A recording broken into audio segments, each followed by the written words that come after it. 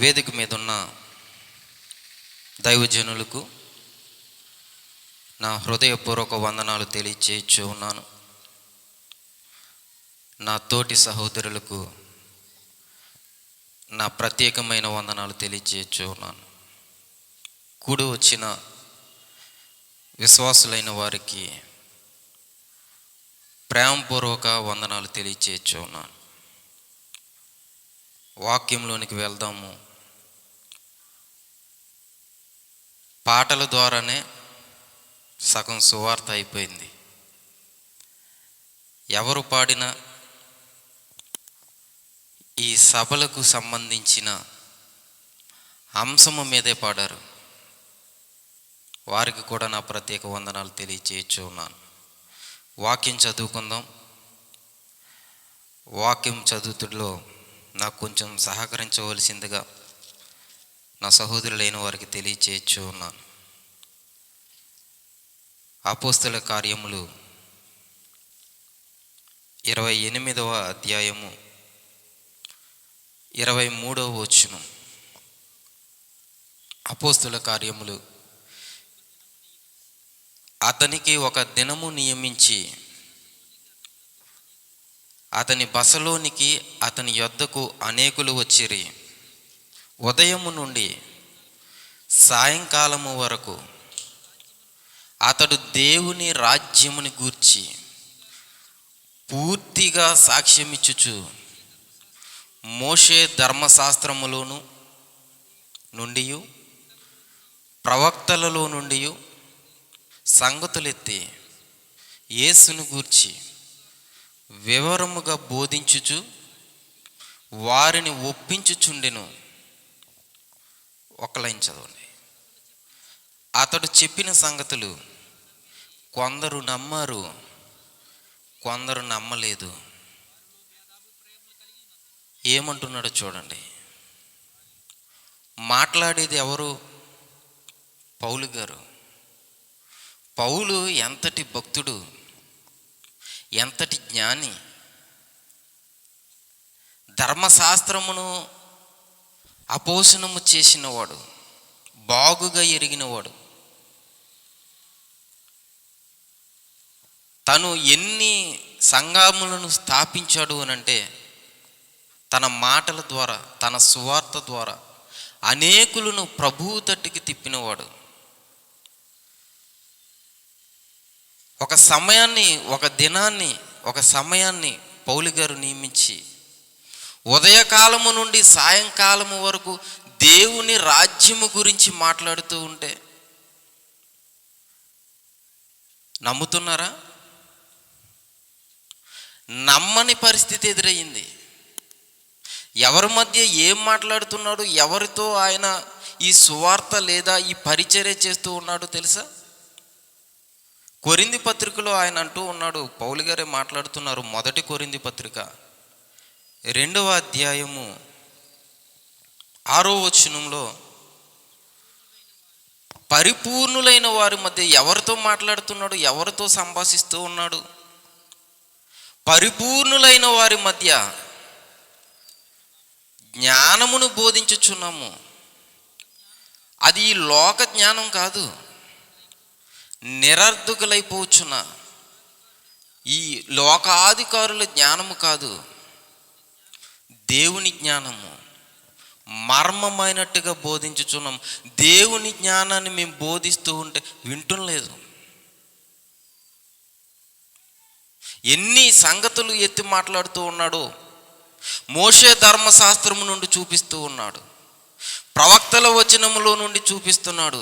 యేసే క్రీస్తుని, దేవుని రాజ్యము గురించి నిరంతరము ప్రకటన చేస్తూ ఉంటే నమ్మడం లేదు. పరిస్థితి అర్థం చేసుకున్నాడు. ఆఖరిగా వారితో ఒక మాట అంటూ ఉన్నాడు. 26వ వచనం చదవండి. అపోస్తుల కార్యములు 28వ అధ్యాయము 26వ వచనం. వీరు వినుట మట్టుకు విందురు గాని గ్రహింపనే గ్రహింపరు, చూచుట మట్టుకు చూతురు గాని కాననే కానరు. ఈ ప్రజల యొద్దకు వెళ్ళి చెప్పు. ఈ ప్రజలకి ఏం చెప్పమంటున్నాడో తెలుసా? మీరు వినుటకు మట్టుకు వింటారు, చూచుట మట్టుకు చూస్తారు, మీరు గ్రహింపరు.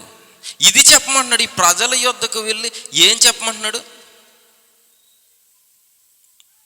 నిత్యము మీకు సువార్త ప్రకటింపబడుతుంది. అనేక ప్రాంతాలలో లోకమంతా సువార్త విరివిగా ప్రకటింపబడుతూనే ఉంది. ఎవరు వింటున్నారు? ఎవరు గ్రహిస్తున్నారు? ఎవరు చూడగలుగుతున్నారు? చదవండి.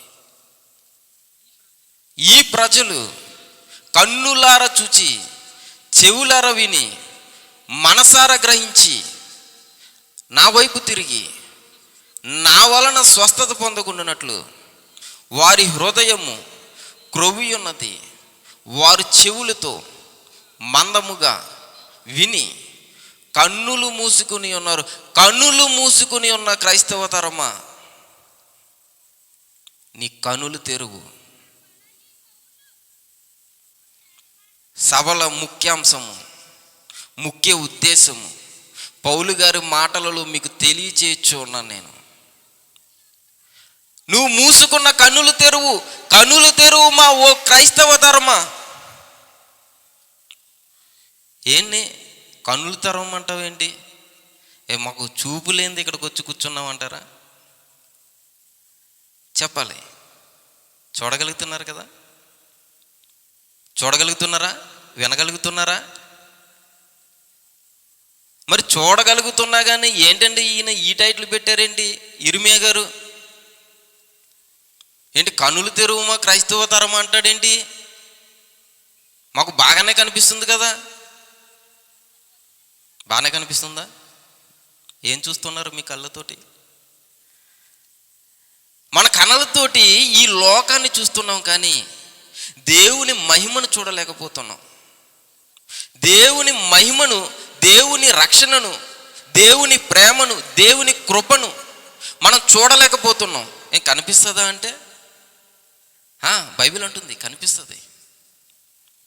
దేవుని రక్షణను నువ్వు చూడగలగాలి, దేవుని ప్రేమను నువ్వు చూడగాలి, దేవుని కృపను నువ్వు చూడగలగాలి, దేవుని మహిమను మనం చూడగలగాలి. అందుకని ఆయన ఏమంటున్నాడు తెలుసా? మీరు చూచుచున్నారు గనుక. ఏమంటున్నాడు? మత్తయి సువార్త 13వ అధ్యాయము 16వ వచనం. అయితే మీ కన్నులు చూచుచున్నవి గనుక అవి ధన్యములైపోయాయి, మీ చెవులు వినుచున్నవి గనుక అవి ధన్యములైపోయాయి. ఇవి చదవండి. ఇంకా అనేక ప్రవక్తలు, నీతిమంతులు వీరు చూచిన వాటిని చూడగోరియు చూడకపోయిరి, మీరు విను వాటిని వినగోరియు వినకపోయారు అంటున్నాడు. వినకపోయారు. ప్రవక్తలకు, నీతిమంతులకు అందని భాగ్యము ఎవరికి అందిందో తెలుసా? మనకి. ఇక్కడ కూర్చున్న మీ అందరికీ. మీరు చూచుచున్నారు గనక ఇదిగో మీ కన్నులు ధన్యములైపోయాయి.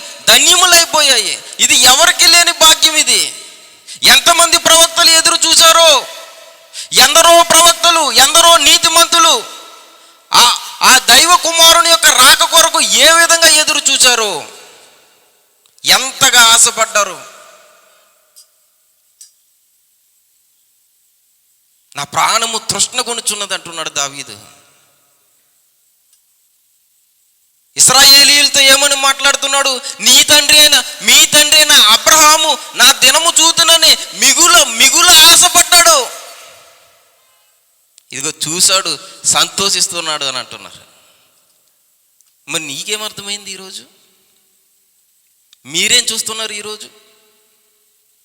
చెప్పాలి ప్రియమైన వాళ్ళారా. ఎలా బ్రతుకుతున్నారు? చూస్తున్నాము అని అంటూ చీకటిలో బ్రతుకుతున్నారా? ఇంట్లో తల్లిదండ్రులు అంటూ ఉంటారు, ఏదైనా మాట వినలేదనుకోండి, వీడి కళ్ళు నెత్తికెక్కాయిరా, వీడి కళ్ళు నెత్తికెక్కాయి. సొలొమోను గారు కూడా దీని గురించి మాట్లాడుతున్నారు. సామెతల గ్రంథము 30వ అధ్యాయము సామెతల గ్రంథము 30వ అధ్యాయము 13వ వచనం. కన్నులు నెత్తికి వచ్చిన వారి తరము కలదు. కన్నులు నెత్తికి వచ్చిన వారి తరము కలదు. ఆ తరములో కూడా సువార్త ప్రకటింపబడింది. ఎందుకు ఈ మాటలు మాట్లాడుతున్నాడు సొలొమోను గారు? ఆ తరములో కూడా సువార్త ప్రకటింపబడింది. వారు విన్నారా అంటే వినలేదు. వినలేదు అని నేను చెప్పడం కాదు, లేఖనాలు చెబుతున్నాయి. హెబ్రీయులకు రాసిన పత్రిక 4వ అధ్యాయము, హెబ్రీయులకు రాసిన పత్రిక 4వ అధ్యాయము 2వ వచనం. వారికి ప్రకటింపబడినట్లు మనకును సువార్త ప్రకటింపబడుతుంది. కానీ వారు వినిన వారితో విశ్వాసము గలవారై కలిసి ఉండలేదు గనుక విన్న వాక్యము వారికి నిష్ప్రయోజనమైపోయింది. విన్న వాక్యము వారికి నిష్ప్రయోజనమైపోయింది. ఈరోజు సువార్త ఎలా ప్రకటింపబడుతుందో ఆనాడు కూడా సువార్త ప్రకటింపబడింది అంటున్నాడు పౌలు గారు తన పత్రికలో. సువార్త ప్రకటింపబడింది, ఆనాడు కూడా సువార్త ప్రకటింపబడింది. కానీ వారు ఏమవ్వలేదంట? విన్న వారిలో వారు చేరలేదు. వారి విశ్వాసం ఏమైపోయింది? అవిశ్వాసులుగా మిగిలిపోయారు. వారికి ప్రకటింపబడిన సువార్త పరిచర్య అది ఎలా ఉందంట? ఆ పరిచర్య కూడా మహిమ కలది అంటున్నాడు పౌలు గారే. సంఘాలకు ఎంత జ్ఞానాన్ని అందిస్తున్నాడో తెలుసా ఆయన? ఈరోజు మీకు అందుతున్న ఈ సువార్త ఇది ఎటువంటిది అంటే మహిమ కలిగినది అంటున్నాడు. ఆ రోజు మోషే ద్వారా కూడా సువార్త అందించాడు, పరిచర్య చేశాడు, దేవుని పరిచర్య చేశాడు ఇశ్రాయేలీయుల ప్రజల మధ్య. అందులో కూడా ఏముందంటున్నాడు? మహిమ ఉంది. కాబట్టి మోషే ముఖము ఎలా ఉందంట? ప్రకాశిస్తూ ఉంది. చూడగలిగారా? ప్రజలకు చూపించలేదు మోషే, ముసుగు వేసుకున్నాడు. చూడకండి దాని గురించి ఏమని మాట్లాడుతున్నాడో పౌలు. 2వ కొరింథీయులకు రాసిన పత్రిక 3వ అధ్యాయము 7వ వచనం. 2వ కొరింథీయులకు రాసిన పత్రిక 3వ అధ్యాయము 7వ వచనం చదవండి. మరణ కారణమగు పరిచర్య రాళ్ల మీద చెక్కబడిన అక్షరమునకు సంబంధించినది 10 ఆజ్ఞలు గల పలకల గురించి మాట్లాడుతున్నాడు. ఆ పరిచర్య ఎలా వచ్చిందంట? రాళ్ల ద్వారా వచ్చింది. చదవండి. ఆ పరిచర్య కూడా ఎలా ఉందంట? మహిమతో కూడిన పరిచర్య. అందుకే మోషే ముఖము ప్రకాశించుచున్నందున ఆ మహిమ తగ్గిపోవునదైనను ఇశ్రాయేలీయులు ఆయన ముఖాన్ని తేరి చూడలేకపోయారు. ఆత్మ సంబంధమైన పరిచర్య ఇంకెంత మహిమ గలది. ఇంకా కిందకి చదువుతూ వస్తే ఇంకెంత గొప్ప మాటలు మాట్లాడుతూ ఉన్నాడు. ఏంటి? రాళ్ల ద్వారా వచ్చిన పరిచర్యే అంత మహిమ కలిగినదైతే అది తగ్గిపోతుంది, నిరంతరము లేదు. ఎప్పుడైతే మోషే గుడారంలోనికి వెళ్ళాడో అతని ముఖము ప్రకాశిస్తుంది. గుడారము బయటకు వచ్చి పాలెంలోనికి వెళ్తున్నాడు, అతని ముఖము ప్రకాశించడం తగ్గుతూ ఉంది. అదే మహిమగల పరిచర్య అయితే ఇదిగో ఆత్మ సంబంధమైన పరిచర్య ఇంకెంత మహిమ కలిగినది, ఇంకెంత మహిమ ఈ మహిమను నువ్వు చూడగలుగుతున్నావా? ఈ మహిమను నువ్వు చూడగలుగుతున్నావా? ఇందాక చెప్పాను, దేవుని రక్షణను నువ్వు చూడగలుగుతున్నావా? దేవుని ప్రేమను నువ్వు చూడగలుగుతూ ఉన్నావా? దేవుని కృపను నువ్వు చూడగలుగుతూ ఉన్నావా? నేను ఎలాగండి చూసేది? ఏ విధంగా చూడాలి? ఎలా చూడాలి? ఒక సందేహం మీకు రావచ్చు. ఎలా చూడాలో చెప్తాను. గడిచిన కాలంలో నా సహోదరుని అంట మాట్లాడాను. పాత నిబంధన గ్రంథంలో రెండవ రాజుల గ్రంథము 6వ అధ్యాయము 8వ వచనం నుండి మనం చూసినప్పుడు అక్కడ ఒక రాజు కనిపిస్తాడు. ఎవరది? సిరియా రాజు. ఈ సిరియనులు తమ చుట్టుపక్కల ఉన్న రాజ్యములన్నిటినీ జయించుకుంటూ అన్ని రాజ్యములను తన కైవసం చేసుకుంటూ జయోత్సాహంతో వారు ముందుకు సాగుతూ ఎక్కడికి వచ్చారో తెలుసా? ఇశ్రాయేలు దేశం మీదకి వచ్చారు. ఆ సిరియా రాజు యొక్క కన్ను ఇప్పుడు ఎక్కడికి వచ్చిందంటే, సిరియా రాజు యొక్క కన్ను ఇశ్రాయేలీల రాజ్యమును స్వాధీనం చేసుకోవాలనే ఆశ ఏ విధము చేతనైనా సరే ఒక మాయోపాయం చేత ఇశ్రాయేలు దేశాన్ని కైవసం చేసుకోవాలనుకున్నాడు. ఇశ్రాయేలు రాజును ఓడించాలనుకున్నాడు. ఇశ్రాయేలు దేశంలో ఎవరున్నారు? ప్రవక్త ఉన్నాడు. ఎవరు ఆ ప్రవక్త? ఎలీషా గారు ఉన్నారు. ఏలియా యొక్క శిష్యుడు ఎలీషా గారు ఉన్నారు. ఆ సిరియా రాజు ఒక ఉపాయాన్ని వేసుకున్నాడు. తన మందికి పిలిచి ఈ విధంగా చెప్పాడు, మనం ఒక చోట ఉందాం, ఆ మార్గము గుండా ఇశ్రాయేలు రాజు వస్తాడు, అక్కడ ఇశ్రాయేలు రాజుని మనము ఓడించేద్దాం, చంపేసి ఇశ్రాయేలు యొక్క రాజ్యాన్ని మనము స్వాధీనం చేసుకుందాం అనుకున్నాడు. ఈ రాజు యొక్క అంతరంగంలో ఉన్న మాటలు ఎవరికి తెలుస్తున్నాయి? ఎలీషా గారికి తెలుస్తూ ఉన్నాయి. ఎలీషా గారు వెంటనే వర్తమానం పంపించాడు రాజు దగ్గరికి, ఇశ్రాయేలు రాజు దగ్గరికి వర్తమానం పంపించాడు. రాజా, పలానా చోట సిరియనుల గుంపు ఉంది, నువ్వు వాటికి వెళ్ళావా? అంతే. రాజు ప్రవక్త మాట విన్నాడు, వెళ్ళలేదు. ఏంటి రాలేదు, రావాలి అనుకుంటున్నాడు సిరియా రాజు. మరలా ఒక ఉపాయం వేశాడు. మరి ఒక చోట మరలా ఎలీషా గారికి తెలిసింది, మరలా రాజు యొద్దకు వర్తమానం పంపాడు, మరలా వెళ్ళలేదు. మాటికి ఇలాగే జరుగుతుంది, అర్థం కావడం లేదు. ఏంటి మన పన్నాగం ఎలా తెలిసిపోతుంది? ఎలా మనలో ఎవరన్నా ఉన్నారా? ఏంటి ఈ పరిస్థితి? ఎప్పుడు కూడా మన ఆలోచన వ్యర్థం కాలేదు, ఈ విధంగా అయిపోతుందని ఆలోచన చేస్తూ ఉన్నప్పుడు అతని దగ్గరికి ఒక ఆయన వచ్చాడు. నీ పన్నాగములు బయట పెడుతుంది ఎవరో తెలుసా? ఇశ్రాయేలు దేశంలో ఒక ప్రవక్త ఉన్నాడు. నీ మదిలో అనుకున్నవన్నీ కూడా అతనికి తెలిసిపోతున్నాయి. అందుకని రాజుని భద్రం చేస్తున్నాడు, రాజ్యాన్ని భద్రం చేస్తూ ఉన్నాడు. వెంటనే చాలా కోపం వచ్చేసింది సిరియా రాజుకి, చాలా కోపం వచ్చేసింది. ఏంటి ఒక్కడు నన్ను ఆపుతాడా? తీసుకురండి వాణ్ణి, బంధించి తీసుకురండి వాణ్ణి. ఎంతమందిని పంపించాడు చూడండి ఒకసారి. 14వ వచనం. కాబట్టి రాజు అచ్చటికి గుర్రములను, రథములను, గొప్ప సైన్యమును పంపెను.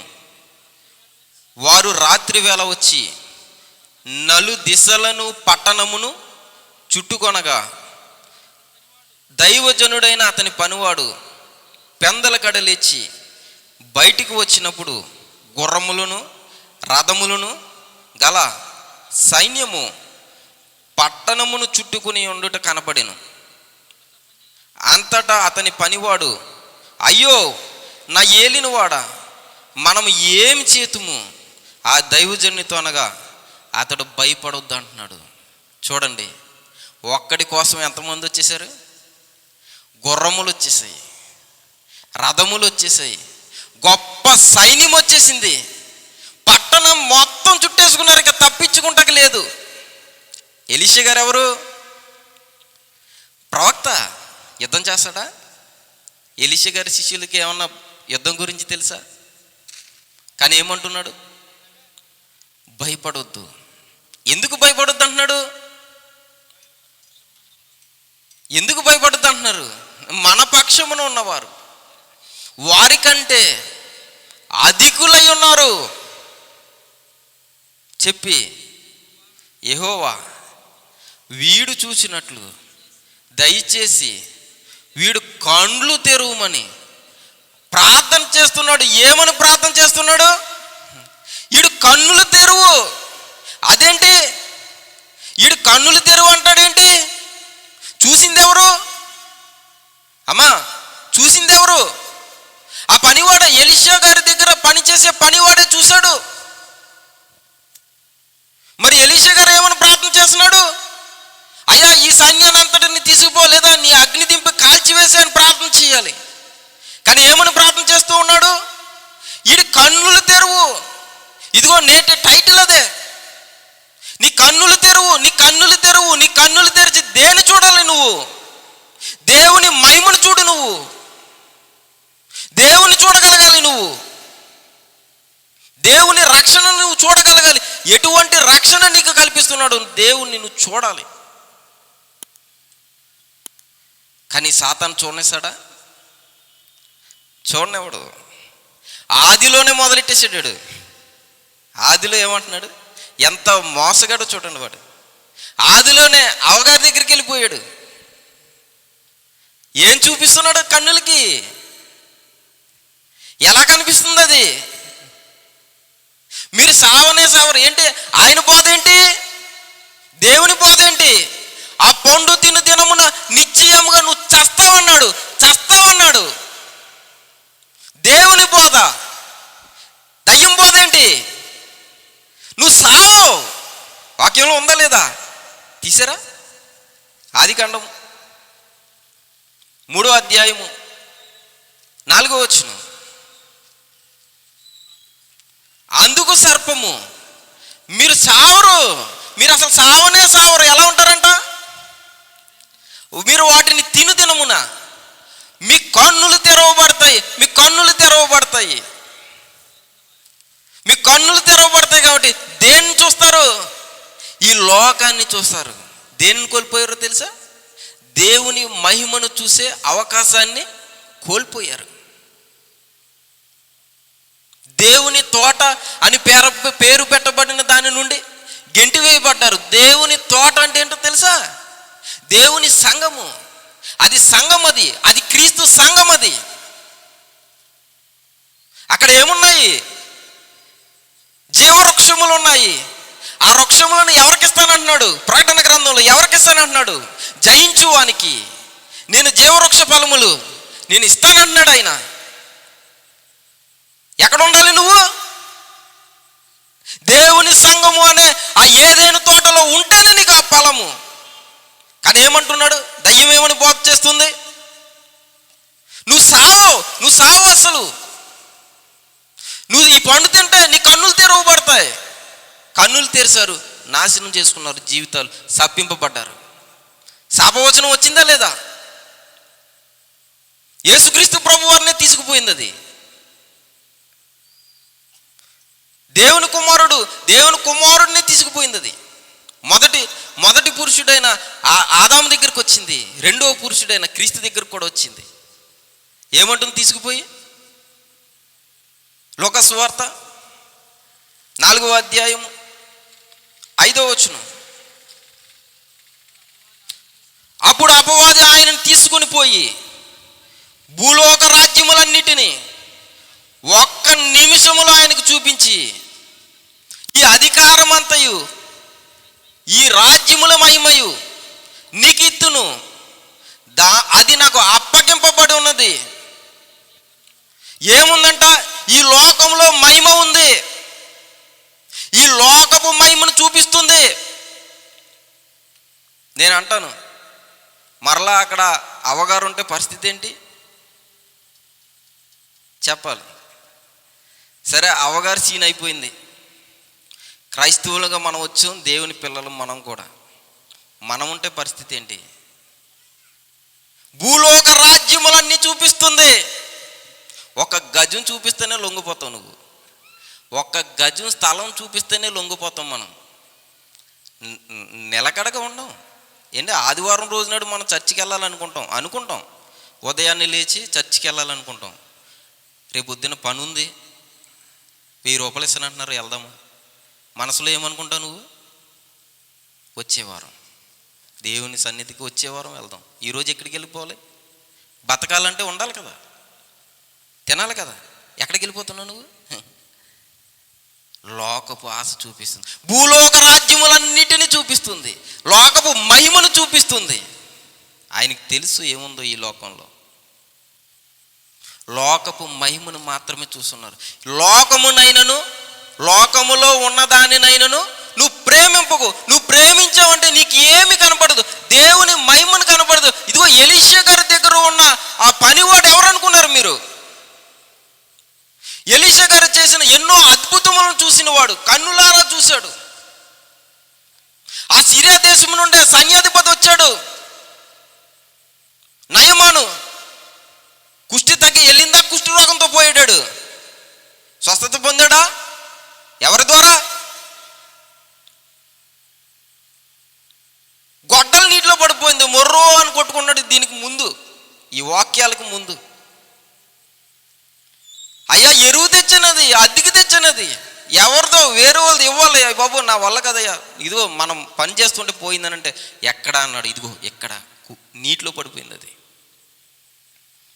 ఒక కొమ్మ తెంపేసి గొడ్డల పైకి తేలిందండి. ఎక్కడ చరిత్రలో ఎక్కడన్నా జరుగుతుందా? చరిత్రలో కన్నులారా చూసిన వాడే భయపడిపోతూ ఉన్నాడు. ఏం చూస్తున్నాడంటే ఈ లోకాన్ని చూస్తూ ఉన్నాడు. అయ్య బాబు అయిపోయింది, ఈరోజు మన పని అయిపోయింది, మనం చచ్చిపోతాం. అతని కన్నులకి ఏమీ కనపట్టలేదు. కానీ ఎలీషా గారు ఏం చూస్తున్నారు? దేవుని రక్షణ చూస్తున్నాడు. ఆమేన్ చెప్పండి గట్టిగా. దేవుని రక్షణ చూస్తున్నాడు. వెంటనే దేవుడు అతని మొరను ఆలకించి, అతని ప్రార్థన ఆలకించి, వాడు కన్నులు తెరవగా ఏం కనబడుతున్నాయి? చదవండి. రెండవ రాజుల గ్రంథం. గనుక వాడు ఎలీషా చుట్టూను పర్వతము అగ్ని గుర్రముల చేత రథముల చేతను నిండి ఉండుట చూచెను. చూడండి ఏం కనిపిస్తుంది ఇప్పుడు? అతని నేత్రాలతో చూస్తే ఏమీ కనపట్లేదు. కానీ దేవుడిచ్చిన నేత్రాలతో చూస్తే దేవుని రక్షణ ఎలాగుందంట? అగ్ని గుర్రములు దిగొచ్చేసాయి, రథములు వచ్చేసాయి, దేవుని మహిమ ఆ పట్టణం అంతా నిండిపోయింది. ఏంటి, దేవుని దూత ఎదురుగా నిలబడితే, దేవుడే మన పక్షముగా ఉంటే ఎవడైనా, నీకు విరోధి ఎవడైనా ఉంటాడా? ఎవరు ఉండరు ప్రియమైన వాళ్ళరా. ఇదిగో ఈ నానా విధమైన తంత్రములు కలిగి చేసిన మనకు మనమే పాడు చేసుకుంటున్నాం. నువ్వు కన్నులు ఉన్నా కానీ ఎలా కన్నావు తెచ్చా, అంధుడువై తిరుగుతున్నావు, అంధుడుగా తిరుగుతున్నావు. దేవుని మహిమను నువ్వు చూడలేకపోతున్నావు అని అదే అంటున్నా నేను. మనం మారం, దేవునిలోనికి వచ్చాం. ఎలా జీవించాలి? గలతీ పత్రిక 3వ అధ్యాయం, గలతీ పత్రిక 3వ అధ్యాయం 1వ వచనం చదవండి. ఓ అవివేకులైన గలతీయులారా, క్రీస్తు సంఘములారా, మిమ్మును ఎవడు భ్రమ పెట్టాడు? సిలువ వేయబడిన వాడట్టుగా యేసుక్రీస్తు మీ కన్నుల ఎదుట ప్రదర్శింపబడ్డాడు కదా. 3వ వచనం, మీరు ఎంత అవివేకులైతేరా, మొదట ఆత్మానుసారముగా ఆరంభించి ఇప్పుడు శరీరానుసారముగా పరిపూర్ణులవుతారు. శరీరానుసారంగా ఎలా జీవిస్తారు? నువ్వు ఎలా ఆత్మానుసారంగా వచ్చావో లేదా? దేవుని విశ్వసించావు, దేవుని కుమారుని యందు నీ విశ్వాసం ఉంచావు. ఆయన నా కొరకు చనిపోయాడనే నువ్వు విశ్వసించావు, బాప్తిస్మం తీసుకున్నావు, దేవుని రాజ్యంలోనికి నువ్వు వచ్చావు. కానీ ఇప్పుడు ఎలా కనిపిస్తూ ఉన్నావు? ఆత్మానుసారుడుగా ఉన్నావా, శరీరానుసారుడుగా ఉన్నావా? ఎక్కడ ప్రారంభమైందో తెలీదు, ఎలా దేవునిలోకి వచ్చావో తెలీదు, నీ ఆరంభం ఎక్కడ మొదలైందో తెలీదు, నీ ముగింపు మాత్రం ఎలా ఉండాలో తెలుసా? ఆలోచన చేయండి. ఈ క్షణమే, ఇప్పుడే దేవుడు నిన్ను తీసుకుపోతానంటే నువ్వు సిద్ధమా? వెళ్ళగలవా? కాలం నీ కోసమేమో ఆగదు. ఇంకా ఉందనుకుంటున్నావు నువ్వు, నేను చిన్నవాడిని, నాకు ఇంకా బోల్ సమయం ఉందనుకుంటున్నావు నువ్వు. లేదు లేదు, ఎప్పుడో నీకు తెలియదు. ఎప్పుడో నీ జీవితం ఎక్కడ ఆగిపోతుందో, నీ కాలం ఎక్కడ ఆగిపోతుందో నీకు తెలియదు. ఇంకెంతకాలం కన్నులు మూసుకుని నువ్వు బతుకుతావు? చిరాకు అనిపించడం లేదా? దేవుని చూడాలని ఆశ లేదా? పౌలు అంటాడు, నా మట్టుకైతే ఇప్పుడే వెళ్ళిపోవాలనుకున్నాను, ఇప్పుడే వెళ్ళిపోవాలనుకున్నాను. ఎందుకు? ఆయనతో ఉంటాను నేను, ఆయన చూడాలని ఆశ నాకు అంత ఉంది అన్నాడు పౌలు. మనం చెప్పగలమా? మనం చెప్పలేం ప్రియమైన వాళ్ళరా. ఉంటుందో ఓడుతుందో కూడా తెలియదు ఈ జీవితం. రేపు అనేదే మంద కాదు అసలు. ఈ దినం, ఇప్పుడు, ఈ క్షణం నువ్వు ఎలా ఉన్నావు దేవునిలో? అదే పాత జీవితంతో ఏడుస్తున్నావా? బాప్తీసం తీసుకున్న తర్వాత, బాప్తీసం తీసుకోకపోయిన తర్వాత అదే జీవితం, బాప్తీసం తీసుకున్న తర్వాత అదే జీవితం. ఇంకేంటి నీలో మార్పు? ఆదివారం ఆరాధనకు వస్తావు, సాయంత్రం వెళ్ళేసరికి ఏరొక దుకాణం కనబడతావు. నీ బతుకు తెల్లారితే అక్కడ లేకపోతే నీ బతుకు తెల్లారదు. ఏంటా దుకాణం? దుమాపానం ఆరోగ్యానికి హానికరం రాసి ఉంటుంది, వెళ్తావు దాని దగ్గరికి. మద్యపానం ఆరోగ్యానికి హానికరం అని రాసి ఉంటుంది, దాని దగ్గర కూడా వెళ్తావు నువ్వు. ఏమీ తెలియనుడికి మళ్ళీ బైబిల్ ఇచ్చుకుని వస్తావు. ఇరుగు పొరుగు వారితో చాడీలు చెప్తావు నువ్వు. ఎదుటివాడితో గొడవలకు వెళ్ళిపోతావు. దేవుని ప్రేమ నీలో ఉండదు అసలు. అయినా కానీ తెల్లని వస్త్రాలు వేసుకుని వచ్చి కూర్చుంటావు. ఏం లాభం? మార్పు లేని జీవితాలు, మారని హృదయాలు, కఠినంగా మారిపోయి మీ హృదయాలు. కన్నులు తెరవండి ప్రియమైన వర్లారా. పౌలేమంటున్నాడు, ఆఖరిగా ఈ ఒక్క మాట చదివి నీ ముగించేస్తాను. ఫిలిప్పీయులకు రాసిన పత్రిక 4వ అధ్యాయము 8వ వచనం.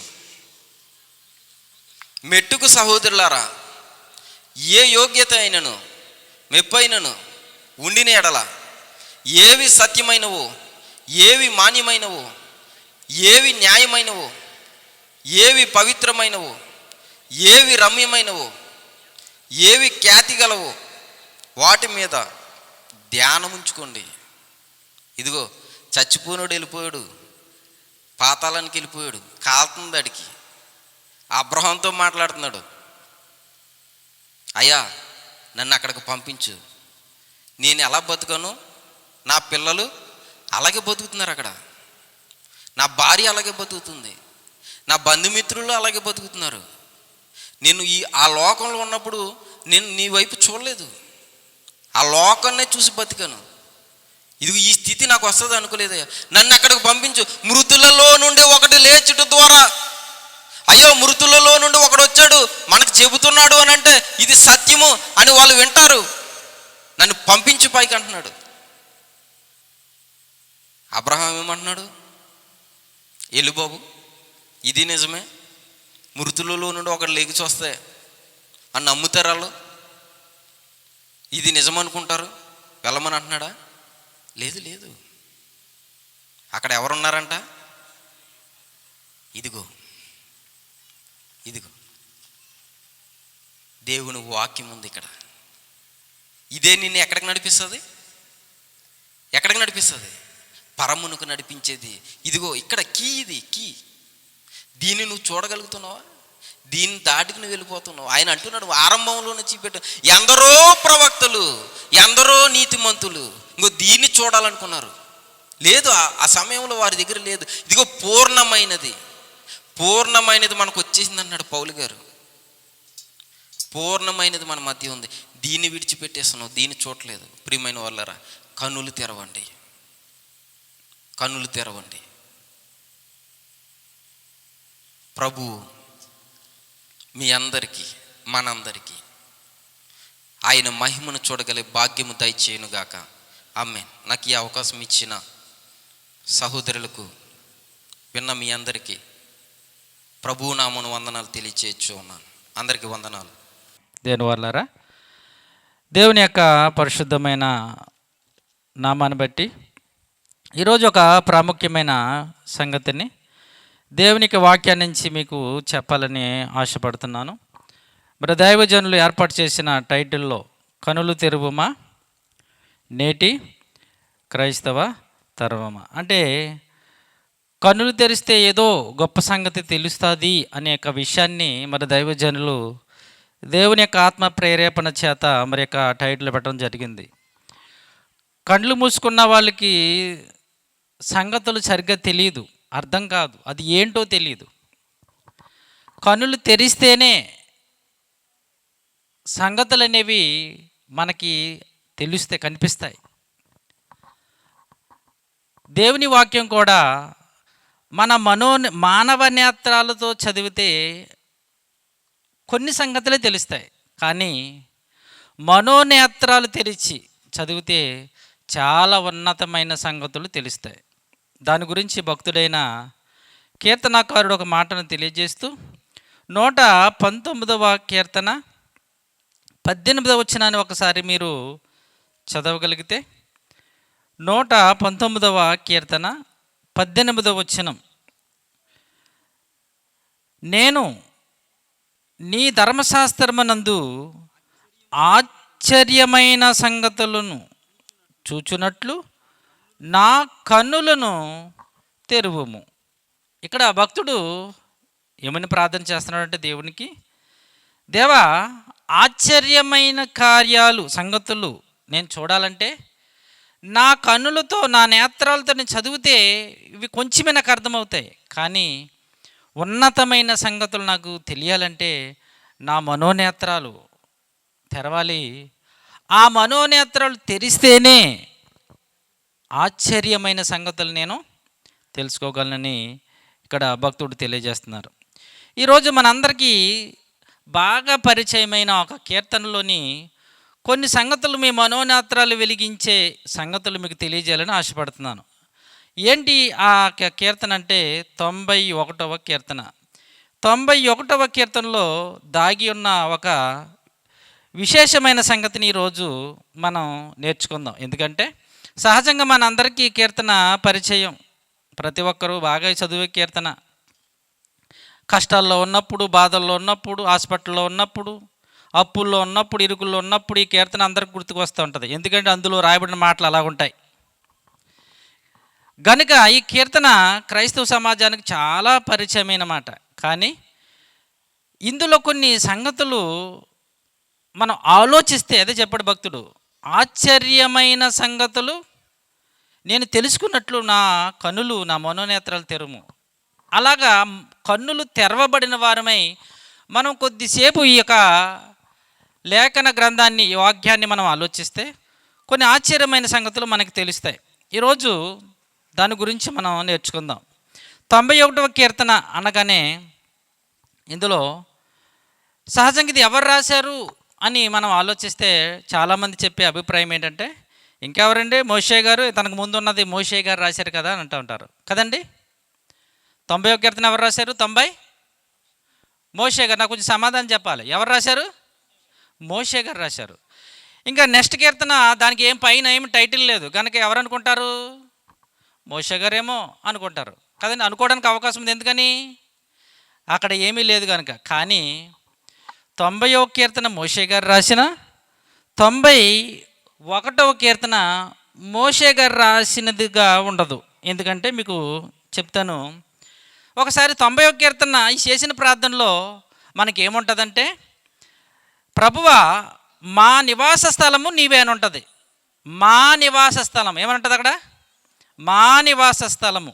తర్వాత అంటారు మా ఆయుష్కాలము.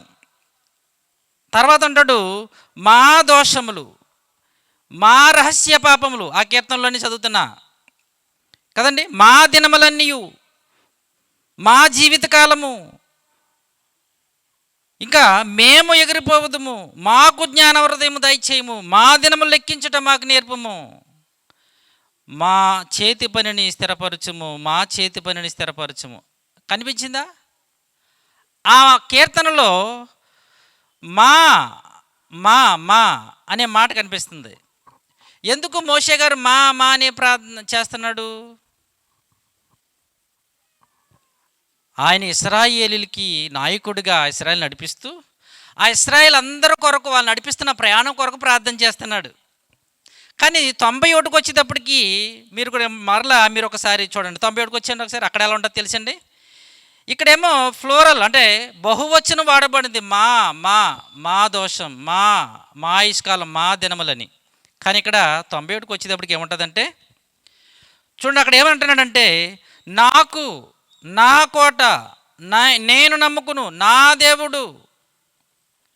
సింగులర్ కనిపిస్తుంది. ఇంకా మీకు చూపిస్తున్నాను, నిన్ను నిన్ను నిన్ను నీవు అనే మాట 15 సార్లు సుమారుగా ఎక్కువగా కనిపిస్తుంది ఇక్కడ. 91వ కీర్తనలేమో నాకు, నేను, నీవు, నీకు, నీ అనే మాట కనిపిస్తుంది. ఇది ఏ వచనము అండి? సింగులర్ అంటే ఏకవచనం. ఏ వచనం ఇది? అక్కడ బహువచనం. కొంచెం ఆలోచిస్తే అక్కడేమో అందరి కోసము ప్రార్థన చేశారు, ఇక్కడికి వచ్చేటప్పటికి ఒకే వ్యక్తి గురించి మాట్లాడటం జరుగుతుంది. కానీ విచిత్రం ఏంటంటే ఇది 90వ కీర్తన మోషే గారు రాసిన, 91 మోషే గారిది కాదు. ఎందుకంటే ఈ 91లో మనం జాగ్రత్తగా చదివితే ఇది 3 భాగాలుగా ఉంది. ఎన్ని భాగాలుగా? 3 భాగాలుగా. 3 వ్యక్తులు కనిపిస్తారు దీంట్లో.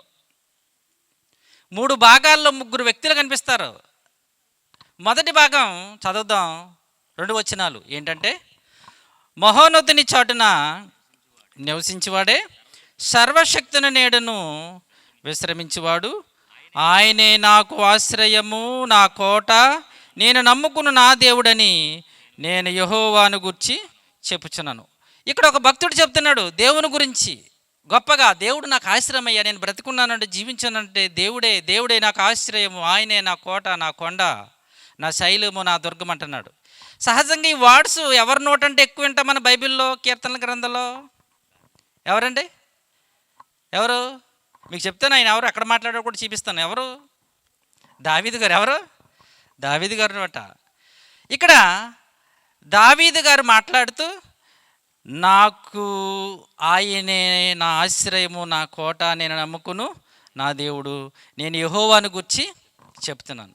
ఈ మొదటిగా ఈ మాట మనం చూస్తుంటే దావీదు గారు మాట్లాడుతున్నట్లుగా మనకు కనిపిస్తుంది. ఎలా కన్ఫర్మ్ చేయగలమంటే సమూయేలు గారు 2వ గ్రంథం, దావీదు గారే అని మనం ఎలా చెప్పగలమంటే సమూయేలు గారు రాసిన 2వ గ్రంథం 22వ అధ్యాయము 1, 2, 3 వచనాలు చూడగలిగితే అక్కడ మీకు చాలా క్లియర్గా అక్కడ ఒక అతను మాట్లాడుతున్నాడు. అతను ఎవరు? ఆ మాటలే మనకి ఇక్కడ కనిపిస్తాయి. 22 మొదటి 3 వచనాలు. యెహోవా తన్ను అతన్ని ఎక్కడి నుంచి సౌలు చేతిలో నుండి, తన శత్రువులందరి చేతిలో నుండి తప్పించిన దినమున దావీదు ఈ గీత వాక్యములను చెప్పి యెహోవాకును స్తోత్రించెను. ఇక్కడ మాట్లాడుతున్న ప్రార్థన చేస్తున్న ఈ వ్యక్తి ఎవరు? దావీదు గారు. ఎప్పుడు ఏ పరిస్థితుల్లో చేస్తున్నాడంట? సౌలు చేతిలో నుండి, తన శత్రువులందరి చేతిలో నుండి, తన తప్పించిన దేవుడు తప్పించాడే, కాపాడాడు. దినాన్న దేవుణ్ణి స్తుతిస్తూ ఆయన మాట్లాడుతున్న మాట నెక్స్ట్, యెహోవా నా శైలము, నా కోట, నా రక్షకుడు, నా దుర్గము, నేను ఆయనను ఆశ్రయించదును, నా కేడము, నా రక్షణ శృంగము, నా ఉన్నతమైన నా ఆశ్రయము. ఇదే మాటలేదు అక్కడ చదివాం మనం, 91లో చదివాం అండి. అంటే ఆ 91వ కీర్తన సింగులర్ వర్డ్, ఏకవచనముగా మాట్లాడుతున్న నా, నేను అనేది మాట్లాడుతున్న 91వ కీర్తనలో దావీదు గారు ప్రారంభించారు. అలాగని మొత్తం మాట్లాడి దావీదు గారి కాదు. ఆ 2 వచనాలు ఎవరు మాట్లాడారంటే అండి దావీదు గారు చెప్పారు. ఆయనే మాట్లాడిన ఎలా తెలిసిందంటే మనకి ఇక్కడ సమూయేలు 2వ గ్రంథంలో 22వ అధ్యాయంలో మొదటి 3 వచనాలు చూస్తే ఆ దేవునికి చేస్తున్న ప్రార్థన, దేవుడికి తనకున్న బాధలను దేవుడు తప్పించిన తర్వాత దేవుణ్ణి స్తుతిస్తూ అని చేస్తున్న మాటలు, నా కోట, నా రక్షకుడు, నా దుర్గము, నా శైలమని దేవుణ్ణి స్తుతించుచున్నాడు.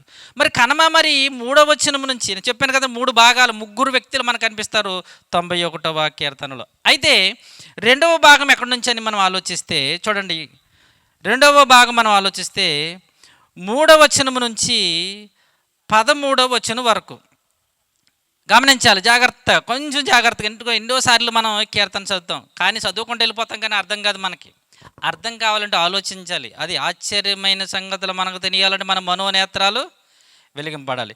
మొదటిగా 2 వచనాలు దావీదు గారు మాట్లాడితే 3వ వచనం నుంచి 13వ వచనం వరకు దావీదు మాట్లాడిన మాటలకు సమాధానం ఇంకా ఆయన మాట్లాడుతున్నాడు. గమనించాలి, 2 వచనాలు దావీదు గారు మాట్లాడితే ఆ మాటలకి సమాధానంగా 2వ వ్యక్తి మాట్లాడుతున్నాడు 3వ వచనం నుంచి. ఇప్పుడు చూడండి జాగ్రత్తగా ఏమంటున్నాడు, వేటకాని ఊరిలో నుండి ఆయన నిన్ను ఏం చేస్తున్నాడు, విడిపించును, నాశనకరమైన చదివేంటి, నాశనకరమైన తెగులు రాకుండా నిన్ను రక్షించును, ఆయన తన రెక్కలతో నిన్ను కప్పును, ఆయన రెక్కల క్రింద నీకు ఆశ్రయము కలుగును, ఆయన సత్యము కేడుము డాలుమునై ఉన్నది, రాత్రి వేళ కలుగు భయమునకైనను, పగటి వేళ ఎగురు బాణమునకైనను, చీకటిలో సంచరించు తెగులుకైనను, మధ్యాహ్నమందు పాడు చెయ్యు రోగమునకైనను నీవు భయపడుకుందువు. నీ ప్రక్కను 1000 మంది పడినను, నీ కుడి ప్రక్కన 10,000 మంది కూలినను, అపాయము నీ యొద్దకు రాదు. నీవు కన్నులారా చూచుచుండగా భక్తిహీనులకు ప్రతిఫలము కలుగును. యెహోవా నీవే నా ఆశ్రయమని, నీవు మహోన్నతుడైన దేవుడు, నీకు నివాస స్థలముగా చేసుకుని ఉన్నావు. నీకు అపాయమేమీ రాదు, ఏ తెగులును నీ గుడారమును సమీపించదు. నీ మార్గములన్నిటిలో నిన్ను కాపాడుటకు ఆయన నిన్ను గూర్చి తన దూతలకు ఆజ్ఞాపించును. నీ పాదములకు రాయి తగలకుండా వారు నిన్ను తమ చేతుల మీద ఎత్తి పట్టుకుందురు. నీవు సింహములు నాగు పాములను త్రొక్కెదవు, కొదమ సింహములను భుజంగములు అనగద్రొక్కెదవు అని 3వ వచనం నుంచి 13వ వచనం వరకు నీవు, నిన్ను, నీకు అనే మాట ఎవరు మాట్లాడుతున్నారో తెలిసావా?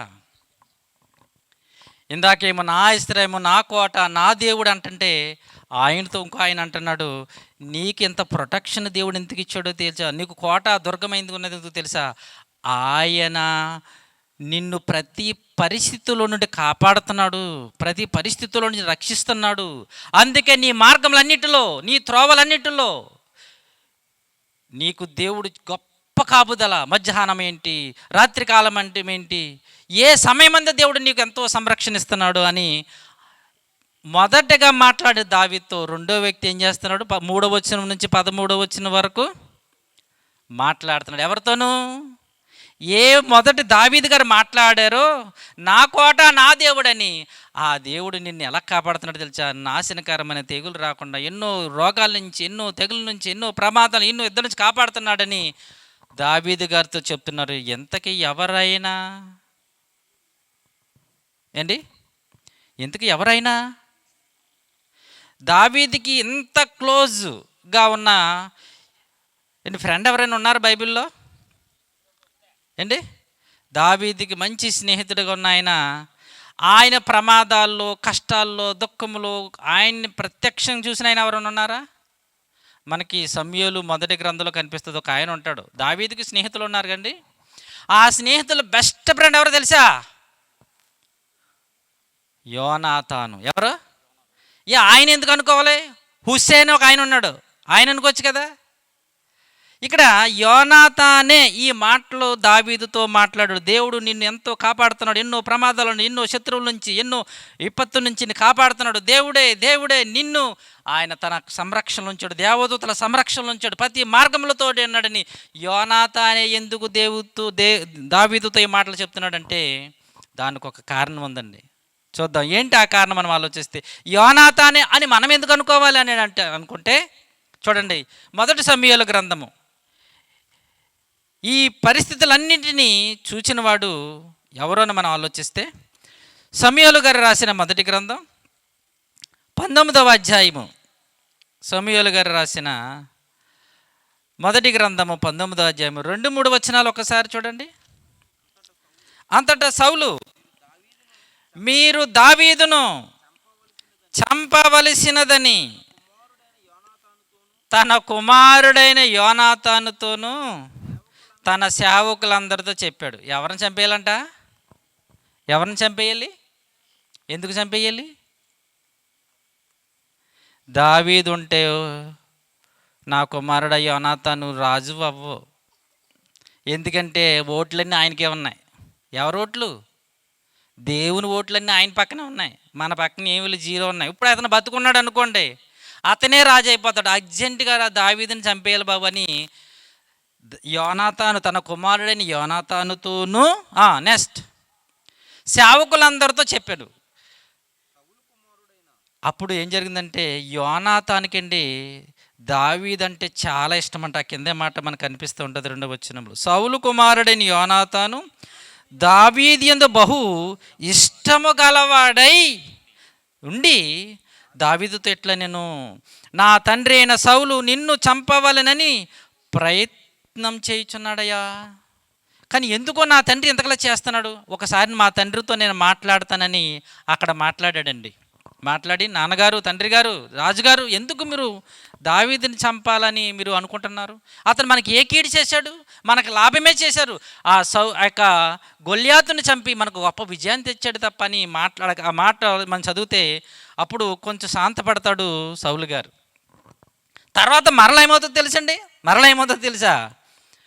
మరలా 20వ అధ్యాయంకి వచ్చేసేటప్పటికి మొదటి వచనం నుంచి చూస్తే మరలా ఆ మాట చెప్పిన తర్వాత మరలా కూడా ఆయన ఏం చేస్తాడంటే, సౌలు గారు పిమ్మట దావీదు రామాలోని నాయోతు నుండి పారిపోయి యోనాతాను యొద్దకు వచ్చి, నేను ఏమి చేసి తిని, నేను చేసిన దోషమేమి, ఎందుకు సౌలు గారు నన్ను ఇలా చంపడానికి తిరుగుతున్నాడని పాపం తప్పించుకుని అంటే ఎవరి దగ్గరకు వచ్చాడంట? యోనాతాను దగ్గరకు వచ్చాడంట. అప్పుడు యోనాతాను అంటున్నాడు, అయ్యా ఎందుకో నాకు తెలియదు, మా తండ్రి మిమ్మల్ని ఎందుకు చంపాలని ఆలోచిస్తున్నా నాకు తెలియట్లేదు. నా తండ్రి ఏ పని చేయాలని నాకు చెప్పకుండా చేయడని ఇక్కడ 2వ వచనంలో మనకు కనిపిస్తుంది. చూడండి, యోనాతాను ఆ మాట నీవెన్నటికీ అనుకొనవద్దు, నీవు చావవు. నాకు తెలియకుండా నా తండ్రి చిన్న కార్యమే కానీ పెద్ద కార్యమే కానీ, చిన్న కార్యం పెద్ద కార్యం అంటే మీరు వేరే ఆలోచించకండి, ఎందుకంటే మీకు తెలుసు చిన్న కార్యాలు పెద్ద కార్యాలు. ఇక్కడ ఆ కార్యాలు అంటే నేను పనులండి. ఏంటంటే ఇక్కడ పనులు, చిన్న పనే కానీ పెద్ద పనే కానీ మా తండ్రి గారు నాకు చెప్పకుండా ఏం చేయడు. ఎందుకో మరి నిన్ను చంపాలని మా నాన్నగారు ఇంత ఆలోచిస్తున్నారు, మా తండ్రి గారు రాజుగారు అని తండ్రి చంపాలని తిరుగుతుంటేనండి ఆయన కుమారుడైన సౌలు కుమారుడైన యోనాతానండి ఆయన చాలా ప్రేమించబడి. ఎంత ప్రేమించబడి అంటే అదే 20వ అధ్యాయము 17వ వచనం చూడండి ఒక్కసారి. 17వ వచనం, యోనాతాను దావీదును తన ప్రాణ స్నేహితునిగా ప్రేమించను. ఎలా ప్రేమించాడంటే బెస్ట్ ఫ్రెండ్ అన్నమాట. ఇంకా 18వ అధ్యాయంలో ఉంది కూడా అదే మాట. 18వ అధ్యాయము మొదటి 2 వచనాలు, దావీదు సౌలుతో మాటలాడు చాలించినప్పుడు యోనాతాను హృదయము దావీదు హృదయముతో కలిసిపోయెను. నెక్స్ట్ మాట, యోనాతాను దావీదును తనకు ప్రాణ స్నేహితునిగా భావించుకుని అతన్ని ప్రేమించెను. 3వ వచనంలో కూడా ఉంటుంది, దావీదు తనకు ప్రాణ స్నేహితునిగా భావించుకుని అతనిని ప్రేమించుచు యోనాతాను అతనితో నిబంధన చేసుకును. ఏంటి, యోనాతాను ఆలోచిస్తుంటే, దావీదు గురించి ఆలోచిస్తుంటే యోనాతానుకు తెలిసింది ఏంటో తెలుసా? ఇతడు దేవుడు ఏర్పరచుకున్నవాడు. ఇతనికి ఇన్ని పరిస్థితుల్లో ఇన్ని ప్రమాదాలలో ఇన్ని విపత్తుల్లో కాపాడబడుతున్నాడంటే కారణం ఏంటో తెలుసా? అదే మాట ఎంత చెప్పాడు, ఏ అపాయం రాకుండా దేవుడిని ఏం చేస్తున్నాడు? కాపాడుతున్నాడు. ఈవెన్ దేవదూతలు కూడా నీ కాపలా ఉంటున్నాయి. ఎందుకండి ఒక విషయంలోనండి సౌలు దావీదుని చంపేయడానికి వచ్చేసాడండి. ఇంకా అంటే చాలా ప్రయత్నాలు చేశాడు. సుమారుగా నేను రాసుకున్నాను ఏంటంటే ఆయన చేసిన ప్రయత్నాలండి. దావీదుని చంపాలని సౌలు గారు చేసిన ప్రయత్నాలు మనం చూస్తేనండి సుమారుగా 16 ప్రయత్నాలు చేశాడండి. సౌలు దావీదుని చంపేయాలని సుమారుగా 16 సార్లు ప్రయత్నం చేశాడు. కానీ ప్రతి ప్రయత్నంలో కూడా దావీదు కాపాడబడుతున్నాడు. అది చూశాడు ఎవరో, యోనాతాను. చూసి అంటాడు, అయ్యా 18వ అధ్యాయము ఆయన అంటున్న మాట చూడండి, అక్కడ ఒక మాట 23వ అధ్యాయం 16వ వచనం ఏమంటున్నాడు చూడండి యోనాతాను దావీదు గారితో. అప్పుడు సౌలు కుమారుడైన యోనాతాను లేచి వనములోనున్న దావీదుని వద్దకు వచ్చి, నా తండ్రి అయిన సౌలు, చూడండి మాట్లాడుతున్నాడు ఆయన, నా తండ్రి అయిన సౌలు నిన్ను పట్టుకొన జాలడు, నీవు భయపడవద్దు, నీవు ఇశ్రాయేలీయులకు రాజు అవుదువు. నెక్స్ట్ నీవు రాజు అయిపోతావు. ఎందుకో తెలుసా? నీకు తోడున్నది ఎవరో తెలుసా? అదే 23వ అధ్యాయము 14వ వచనములో 2వ లైన్లో ఉంటుంది. ఎప్పుడంటే అది సౌలు అనుదినము, 2వ లైను, సౌలు అనుదినము దావీదును వెదికినను దేవుడు సౌలు చేతికి దావీదును అప్పగింపలేదు. అనుదినం ఎదుగుతున్నాడంట, పిల్లిని ఎదుగునట్టు, కుక్కని ఎదుగునట్టు. కానీ దేవుడండి దావీదుని సౌలు చేతికి అప్పగించలేదు. ఇది ఎరిగిన యోనాతాను అంటున్నాడు, నీవేమి భయపడొద్దు దావీదు, నీకు తోడున్నది ఎవరో తెలుసా అని ఆ 91వ కీర్తనలో 3వ వచనం నుంచి 13వ వచనం వరకు మరలా ఒక్కసారి మనం చూడగలిగితే ప్రియమైన దేవుని వల్లరా ఎంత చక్కగా చెప్తున్నాడు చూడండి యోనాతాను దావీదుతో. ఒకసారి చూడండి యోనాతాను చెప్తున్నాడు. ఇప్పుడు వ్యక్తి ఎవరో మనకు తెలిసింది, రెండో వ్యక్తి 91లో 3వ వచనం నుంచి చూస్తుంటే అక్కడ అంటున్నాడు, ఆయన వేటకాని ఊరిలో నుండి ఆయన నిన్ను కాపాడుతున్నాడు దావీదు, నాశరికాని తెగులు రాకుండా నిన్ను కాపాడుతున్నాడు, రక్షిస్తున్నాడు అయ్యా దావీదు. ఆయన తన రెక్కలతో నిన్ను కప్పుతున్నాడు, ఆయన రెక్కల కింద నీకు ఆశ్రయం కలుగుతుంది. ఆయన సత్యము కేడుము డాలుమనై ఉన్నదయ్యా దావీదు. రాత్రి వేళ అరణ్యములో తిరుగుతున్నాను, కొండల్లో తిరుగుతున్నాను, లోయల్లో తిరుగుతున్నాను, నీకు ఏ ప్రమాదము, ఏ అపాయము, ఏ బాణము, ఏ రోగము నిన్ను అంటలేదు. కారణం ఏంటో తెలుసా? మా నాన్నగారేమో నిన్ను రాజ్యాన్ని వదలటము, పరిపాలించడం మానేసి నీ వెనకాల పరిగెత్తుతున్నాడు. కానీ నువ్వు ఆయనకి మాత్రం దక్కవు. ఎందుకో తెలుసా? దొరకవు, నువ్వు చావవు. ఏమన్నాడండి ఆయన? నీవు చావవు, నువ్వు రాజు అవుతావు. మా నాన్నగారు ఎంత ప్రయత్నం చేస్తున్నా, మా తండ్రి గారు సౌలు గారు ఎంత ప్రయత్నం చేస్తున్నా, నువ్వు అతనికి మాత్రం దొరకవు, నువ్వు రాజు అవుతావు.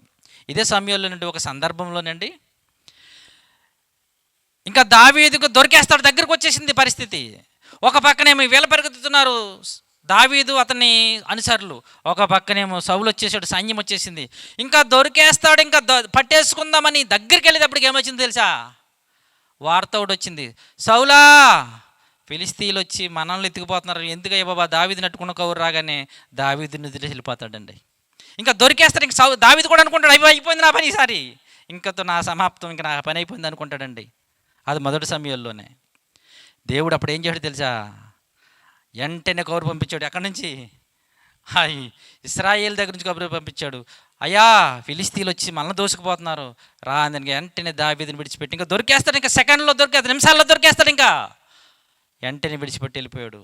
అమ్మాయి బ్రతికని తండ్రి దేవా అనుకున్నాడు. ఈ సంగతులన్నీ ఎవరు చూస్తున్నారు? యోనాతాను చూస్తున్నాడు. అందుకే యోనాతాను మాట్లాడుతున్నాడు 2వ భాగంలో. మరి 3వ భాగాన్ని మనం చూడగలిగితే ప్రియమైన దేవుని వల్లరా 3వ భాగం 91వ కీర్తన 14, 15, 16 వచనం. ఇక్కడ ఎవరు మాట్లాడుతున్నారు ఒకసారి చదువుదామా? అతడు నన్ను ప్రేమించుచున్నాడు గనుక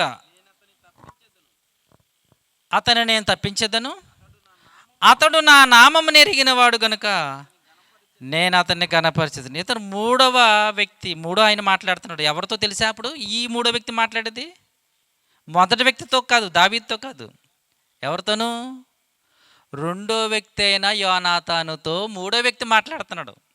ఎప్పుడైతే దేవుడు నిన్ను కాపాడుతున్నాడు దావీదని చెప్తుంటే రెండో వ్యక్తితో మూడో ఆయన మాట్లాడుతున్నాడు. ఏమన్నా తెలుసా? అతడు నేను ఎందుకు అతన్ని అనేక ప్రమాదాల నుంచి, రోగాల నుంచి, తెగుల నుంచి, బాణము నుంచి, ఖడ్గము నుంచి కాపాడుతున్నాను తెలుసా? అతడు నన్ను ప్రేమించుచున్నాడు గనుక నేను అతను తప్పిస్తున్నానని మూడో వ్యక్తి రెండో ఆయనతో మాట్లాడుతున్నాడు.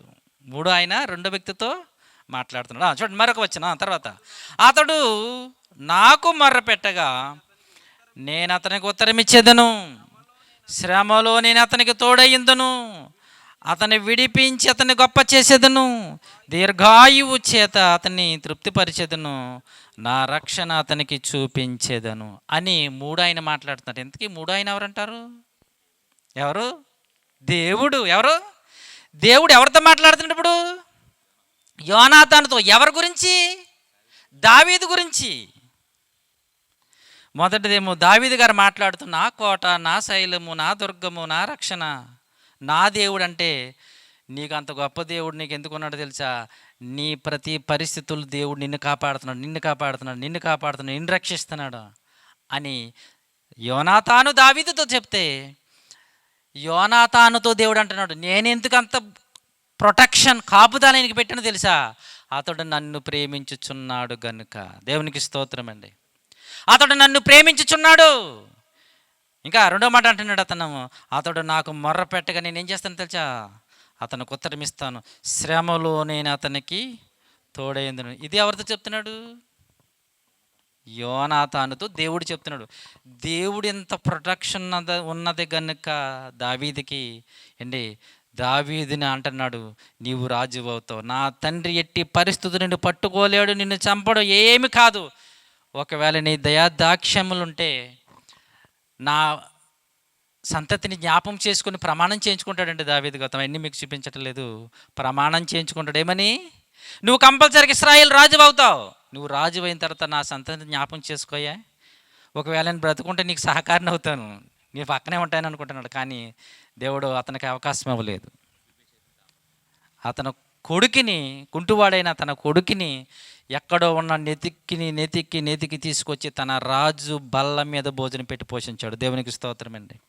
కనుక 91వ కీర్తనల ప్రేమ దేవుడు ఎన్నోసార్లు మనం అలవాటుగా చదువుకుంటూ వెళ్ళిపోతాము. కానీ ఇందులో ముగ్గురు వ్యక్తులు ఒకే కీర్తనలో మనకు కనిపిస్తున్నారు. ఇవి మామూలుగా మనం చదివితే అర్థం కాదు. మరి ఎలా చదవాలి అంటున్నాడు కీర్తనాకారుడు. ఆశ్చర్యమైన సంగతులు నేను చూచినట్లు నా కన్నులు తెరువము. అందుకే అన్నయ్య గారు చాలా మంచి టైటిల్ పెట్టి నాకు చాలా ఆనందం అనిపించింది. దేవుని యొక్క సంగతులను క్రైస్తవులుగా కూడా ఏదో మామూలుగా చదువుకుంటూ వెళ్ళిపోతున్నారు. కానీ కనులు తెరిస్తేనే, మనోనేత్రాలు వెలిగింపబడితేనే దేవుని యొక్క సంగతులు మనకు తెలుస్తాయి. ఎందుకు ఈ సంగతులు మనం నేర్చుకోవాలి? మనకు బోధ, మన ఆత్మీయ జీవితాలకు ఆహారం, మన నిత్య జీవాన్ని నడిపించే మాటలు ఇవి. మన పరలోకం కావాలంటే ఎలాగెళ్తాం పరలోకం? ఈ మాటలే మనం తీసుకెళ్తే, ఆ మాటలు మనలో ఉంటే, బయట ఉంటే కాదు. ఆల్రెడీ అందరి పుస్తకాల్లో ఉన్న బైబిల్లో ఈ మాటలు ఎక్కడికి వచ్చేయాలి? హృదయంలోకి వచ్చిన తర్వాత అవి మన ప్రవర్తనలో, మన క్యారెక్టర్లో చూపించాలి. అప్పుడు అక్కడికి వెళ్తానికి అర్హులమవుతాం. దేవుడి కొద్ది మాటలు దీవించి ఆశీర్వదించిన గాక.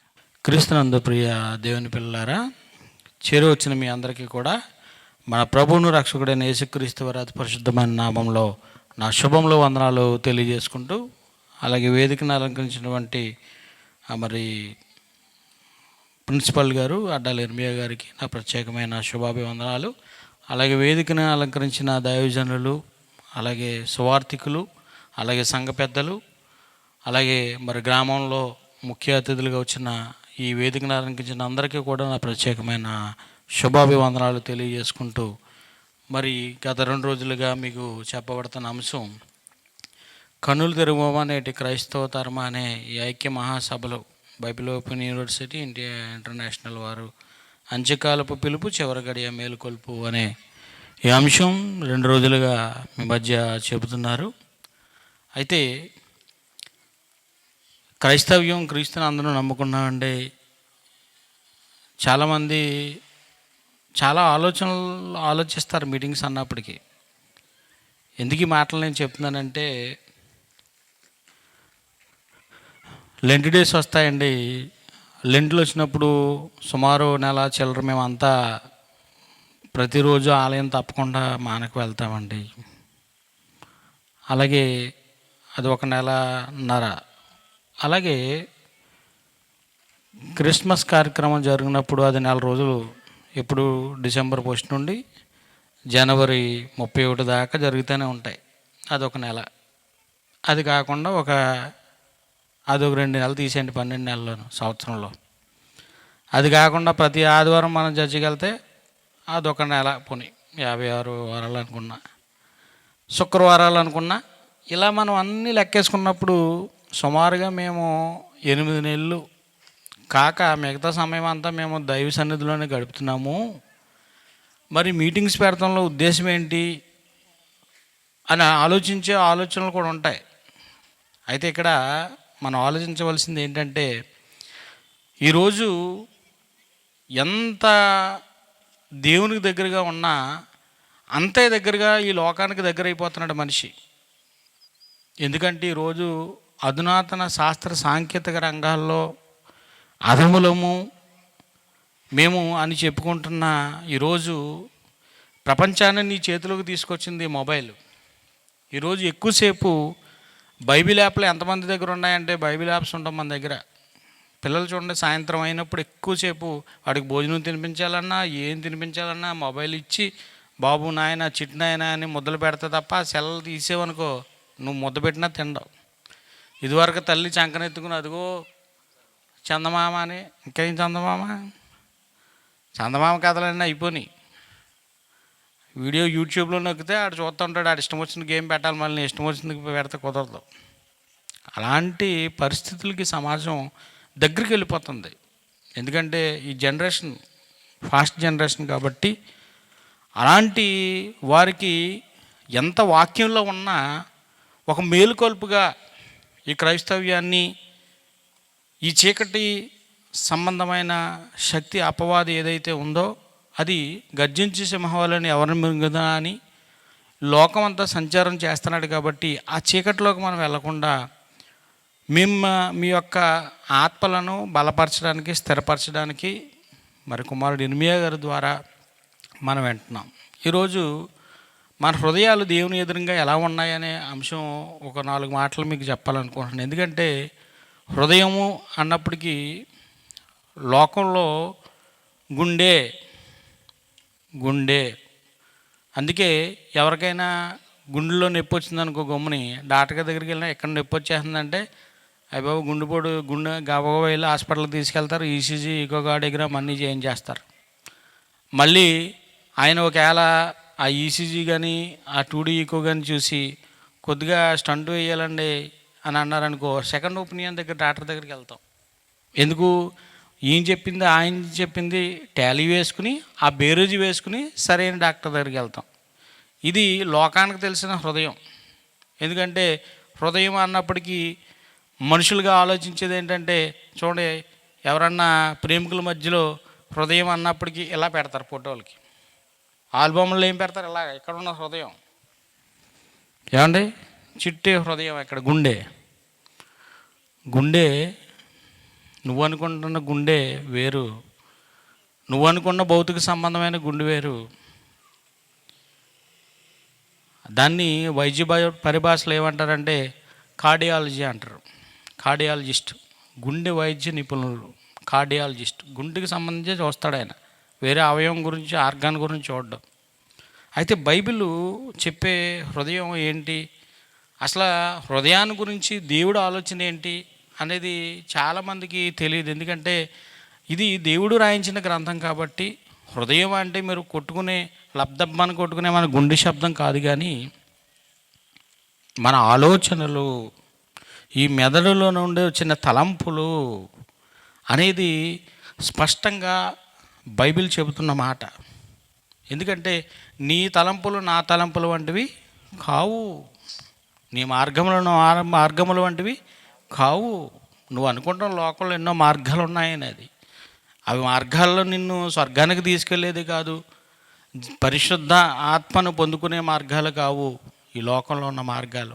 అయితే ఈ హృదయం, లోకంలో ఉన్న హృదయం గురించి కాదు, కానీ ఎందుకు ఈ హృదయాన్ని గురించి దేవుడు అంతగా చెప్తున్నాడు, దీంట్లో ఏముంది అంటే, ఒక భక్తుడు ఆ రోజు ప్రారంభ శతాబ్దంలో క్రైస్తవ్యం విస్తరిస్తున్న వేళల్లో, ఆ రోజు అపోస్తలుల బోధ విన్నవారు అనేక మంది క్రీస్తుని నమ్మి బాప్తీసం తీసుకుంటున్న వేళల్లో, మరి ఒక పట్టణానికి అపోస్తల కార్యాలు 8వ అధ్యాయం మనం చూసినప్పుడు, అక్కడ పిలుపు దేవుని వాక్యం ప్రకటిస్తున్నప్పుడు ఒక ఆయన వాళ్ళు చేసే కార్యక్రమాలు చూసి, సీమోను, గారడివాడైన సీమోన్ ద సర్సరర్ అంటారు.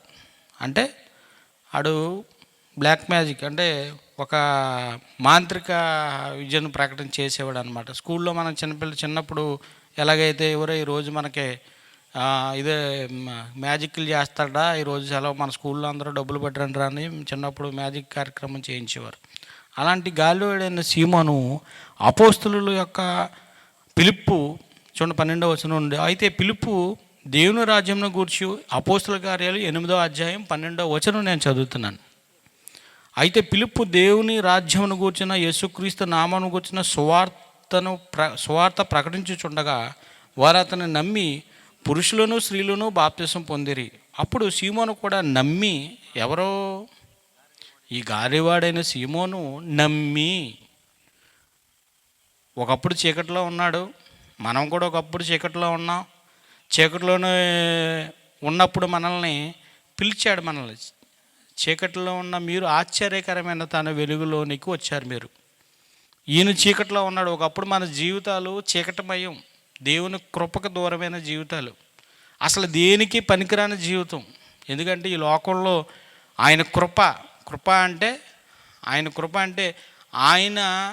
ఆయన ముందు నిలబడటానికి అర్హత మన దగ్గర లేదనమాట. ఆయన ముందు నిలబడటానికి, ఎందుకంటే ఆ చీకటి కమ్మిన మన జీవితాలు, మన కంటితో చూసింది మనం కావాలని కోరుకుంటాం, మన అవయవాలు కోరుకున్నదే మనం ఆశించింది మనం దాన్ని తనువు తీర్చుకోవాలనుకుంటాం.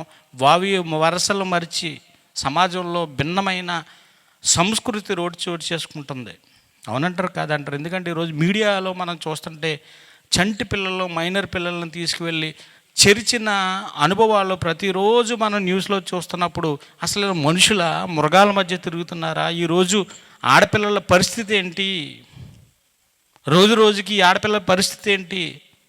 సమాజంలో చూసే చూపేంటి వాళ్ళని అన్నప్పుడు, సమాజంలో ఈ ఘోరాతి ఘోరమైన కార్యక్రమాలు, చిన్న చిన్న పిల్లల్ని వారు చేస్తున్న కార్యక్రమాలు చూస్తుంటే సమాజం, దైవ సమాజం ఇంకా లేకుండా అపవాది సంబంధులుగా, దెయ్యపు సమాజంగా ఈ సమాజం మారిపోయింది అనేది వాస్తవం.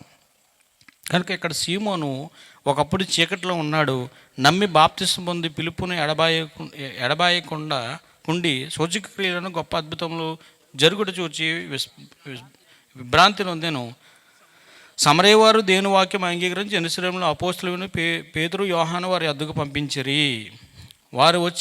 వీరు వచ్చి వారి పరిశుద్ధాత్మను పొందడం వారికి ప్రార్థన చేసిరి. అంతకుముందు వారిలో ఎవరి మీదను పరిశుద్ధాత్ముడు ఆయన దిగి ఉండలేదు. వారు ప్రభు అయిన యేసునామము బాప్తిసం మాత్రమే పొంది ఉండిరి. ఒకప్పుడు పరిశుద్ధాత్మ దిగి రావాలి వాళ్ళ మీద అంటే, అపోస్తలులు 12 మంది మీద అప్పర్ రూమ్లో పరిశుద్ధ ఆత్మలో వాళ్ళందరూ అగ్ని బాప్తిసం పొందారు.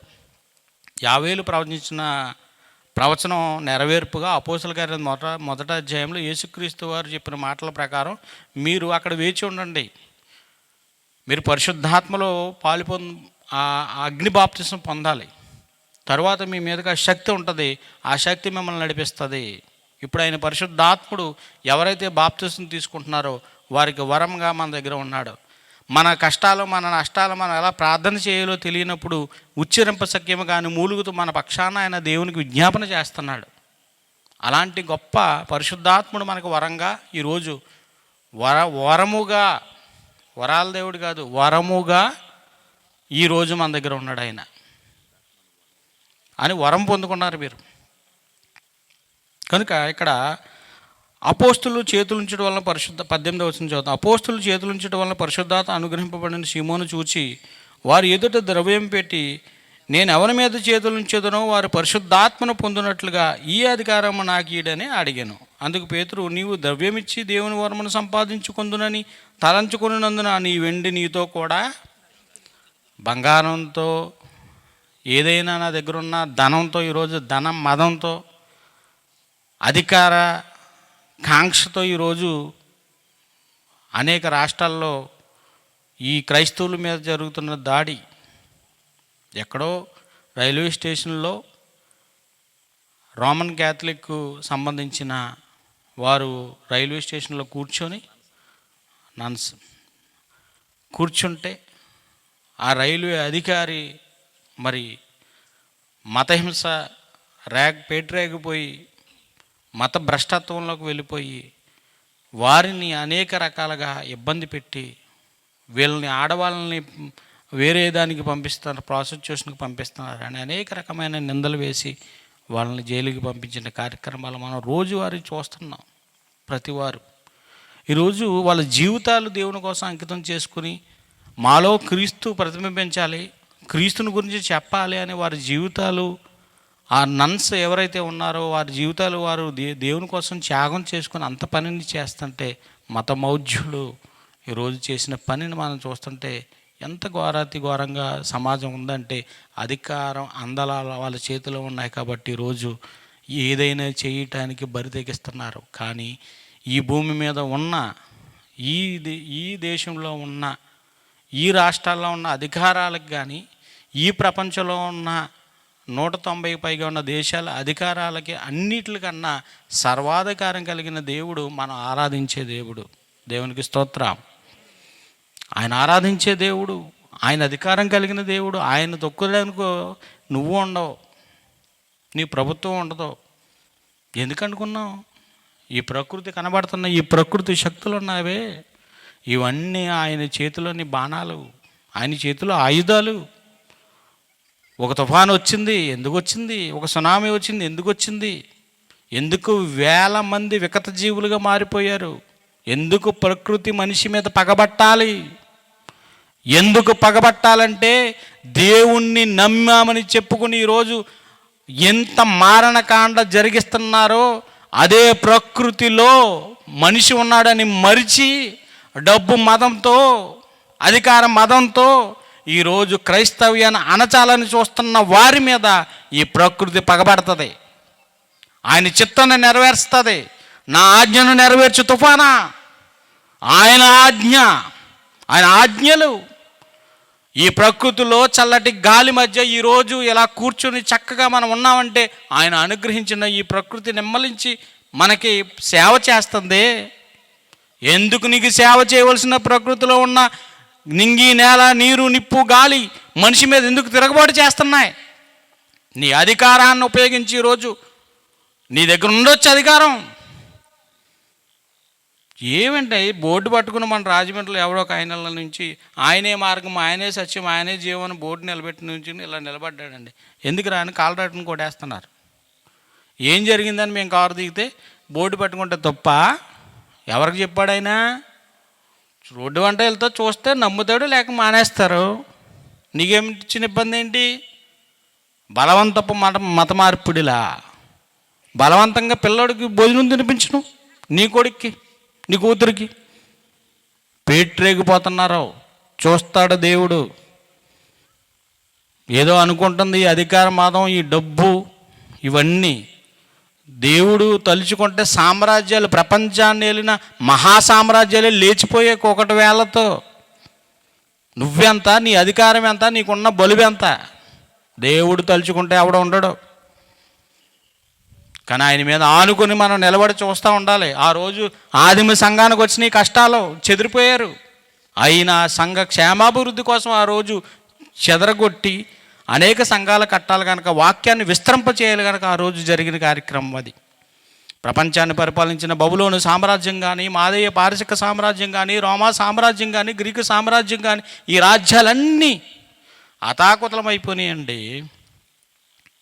కనుక నీ అధికారం ఇక్కడ అంటున్నాడు, నీ దగ్గర ఉన్న అధికారం దేవుని వరము సంపాదించుకుందామని తలంచుకొని నీ వెండి నీతో కూడా నశించును. నీ హృదయము దేవుని ఎదుట, నీ హృదయం నీ హృదయము దేవుని ఎదుట సరి అయినది కాదు. అంటే ఈ తలంపుల్లో డబ్బు పెట్టేదో కొట్టేద్దాం దేవుడి దగ్గర నుండి అనుకుంటున్నాడు. చూడండి, చేసిన పాపాలు పోవాలంటే ఉండీలో వేసేస్తే అనుకుంటున్నావు నువ్వు. పాపాన్ని పోవాలంటే డబ్బుతో పోదు. రోగం పోవాలంటే డాక్టర్ దగ్గరికి వెళ్ళు. నీకు ఇష్టం వచ్చిన డాక్టర్ దగ్గరికి వెళ్ళి వైద్యం చేయించుకో. పాపాన్ని తీసే డాక్టర్ ఈ భూమి మీద ఎవరు లేడు. ఒకే ఒకడు, ఆయన యేసు క్రీస్తు వారు. ఆయనే సర్వాధికారి కలిగిన వాడు. నేనే మార్గము, నేనే సత్యం అన్నాడు. ఆయన ద్వారా తప్ప నిత్య జీవానికి వెళ్ళాలంటే ఈ లోకంలో మరొక మార్గం లేనే లేదన్నాడు. నేనే అన్నాడు, నేను కూడా అనలేదు. నేనే, నా ద్వారానే నిత్య జీవం పొందాలంటే. కనుక ఇలాంటి ఇతని హృదయం ఎలా ఉంది? నీ హృదయము దేవుని ఎదుట సరైనది కాదు కనుక ఈ కార్యమందు నీకు పాలు పంపలు లేవు. కాబట్టి ఈ చెడుతనము మారుకొని, చూడు, నమ్మాడు, యేసుక్రీస్తుని బాప్తిసం తీసుకున్నాడు. తీసుకున్న తర్వాత ఇతనికి మళ్ళీ సాతానుడి హృదయంలో ప్రవేశించి, ఇదే జరుగుతుందండి ఎక్కువ. ఎందుకంటే మనం నమ్మాము, బాప్తిసం తీసుకున్నాము, సంఘంలో ప్రతి వారం వెళ్తాం. కానీ ఈ లోకంలో ఈ సోమవారం నుండి శనివారం లోపు ఈ లోకంలో ఉన్న మనల్ని లోకానికి ఆకర్షణ, ఈ రంగుల లోకంలో, రంగుల ప్రపంచం కదండి. మనిషి రంగుల ప్రపంచంలో ఏది చూస్తుంది కావాలని ఈ శరీరం కోరుకుంటుంది, ఇది ఆశిస్తుంది. కానీ మనలో ఉన్న ఆత్మ, ఈ ఆత్మ పరిశుద్ధాత్మ, అది ఆ ఆత్మకున్న శక్తి ఏంటంటే అది ఇంద్రియ నిగ్రహము కలిగిన ఆత్మనే మీకు ఇచ్చాను అంటాడు. ఇంద్రియాల మీద నిగ్రహం కలిగిన ఆత్మది. ఇంద్రియాలు, మన బాడీలో ఉన్న ఇంద్రియాలు ఇది కోరుకుంటుంది. చూసిందల్లా కావాలంటది, చూసిందల్లా కావాలి, అనుభవించాలి. అలా రోడ్డు అంటే వెళ్తాడా, చూస్తాడు, అలా ఆగుతాడు. ఆ జంతువులు తినాలి, అక్కడ ఆపేసి తగ్గడక తినేయాలి. మళ్ళీ అయిపోయింది. ఇప్పుడు తిన్నారు కదా, 10 నిమిషాలు ఆగి ఎదరికెళ్ళాక పానీపూరి, అది అయిపోయింది. మళ్ళీ ఎదరికెళ్ళి ఏ కార్యవంశం ఇది? అబ్బాయి ఏ చేస్తా ఉండాలి మిషన్ ఇది. పొద్దున్నేస్తే మధ్యాహ్నానికి భస్మం, మధ్యాహ్నం అయితే సాయంకాలకి భస్మం. అంతమాల భస్మం చేయాలని ఎక్కడ చేస్తుంది? అలాగా అక్కడ తాగేసి మళ్ళీ కూల్ డ్రింక్ తాగేసి మళ్ళీ టీ తాగేసి ఏది పడితే చేసేస్తాం అంతే. ఏమండి? ఎందుకంటే ఈ శరీరం కోరుకుంటుంది. ఇది కోరుకున్నా అంటే దానికి ఏగిపోతే బాధ. ఈ మాయ చేస్తుందండి. ఇది అంత మాయ. చిట్ట చివరిని పో అంటది అంతే. నీ ఆత్మ నీ చాగ్ని దండకు వెళ్ళిపోతున్నప్పుడు వెళ్ళి ఆ కట్టె మిగిల్చిన కన్నీటి గదలో పక్కన కూర్చుని ఉంటుంది చెట్టు దగ్గర. అది నీ పుర్రే, నీ దేహం. ఎందుకంటే ఈ రంగుల ప్రపంచాన్ని కోరుకుంటుంది ఈ శరీరం. ఇదిగో సీమోను హృదయం కూడా నమ్మాడు, బాప్తిసం తీసుకున్నాడు. సరిగా లేదు ఇతని హృదయం. ఏదో అతనికి కావాలని, అప్పుడు వరకు ఏదో ఆడి బ్రతుకు లోకంలో ఏదో గారిడీలు చేసుకునేవాడు, సర్సరర్. కనుక how is it your hearts? మీ హృదయాలు ఎలా ఉన్నాయి? ఈరోజు మనల్ని పరిశీలించుకోవాలి. దేవుని ఎదుట మన హృదయం ఎలా ఉంది? ఎందుకంటే ఇర్మియా గ్రంథంలో మనకు చెప్పిన మాట ఏంటంటే, ఈ ఇర్మియా గారే చెప్పిన మాట ఏంటంటే, చూడండి ఒక మాట, 17వ అధ్యాయంలో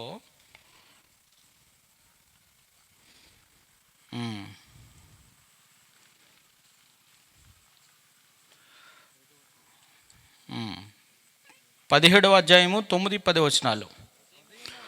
హృదయము అన్నిటికంటే అన్నీ అంటే ఎన్నో ఉన్నాయంట లోకంలో. అన్నిటికంటే ఎంత స్కాన్ కరెక్ట్గా చేస్తుందంటే బైబిల్ దగ్గర నీ హృదయాన్ని దగ్గరికి. ఎందుకంటే నీ తలంపులు, నీ ఆలోచనలు ప్రతిరోజు పరిశీలిస్తాడు కనుక ఆయన నీ హృదయాన్ని పరిశీలన చేస్తాడు కనుక అది సరైనదిగా ఉందా లేదా అని చూసుకోవాలి.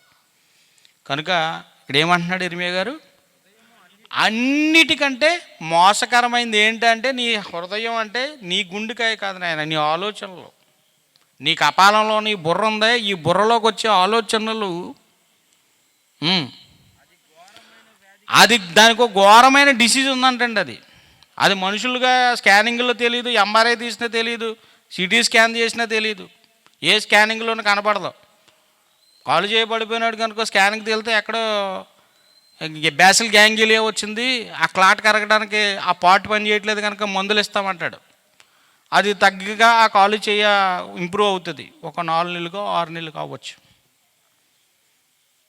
కానీ ఆ ఎంఆర్ఐలో తెలీదు, అడ్వాన్స్డ్ టెక్నాలజీ దేంట్లోనూ తెలీదు. కానీ బైబిల్లో స్కానింగ్ దగ్గరికి వచ్చినప్పటికీ నీ బుర్రలో ఏముందని దేవుడు చెప్తున్నాడు ఇక్కడ. ఏమని? అది ఘోరమైన వ్యాధి కలది, దాన్ని గ్రహించే ఈ లోకంలో ఉన్నాడు ఎవడికి తెలుస్తుంది? నీ హృదయం బాగోలేదంటే కార్డియాలజిస్ట్ దగ్గరికి వెళ్ళి అక్కడ చూపించుకుంటున్నావు, కానీ నీ ఆలోచనే బాగా మంచిది కదరా అంటాడు. అయిపోయిందండి 10. ప్రొవెర్బ్స్, సామెతల గ్రంథం 4:23.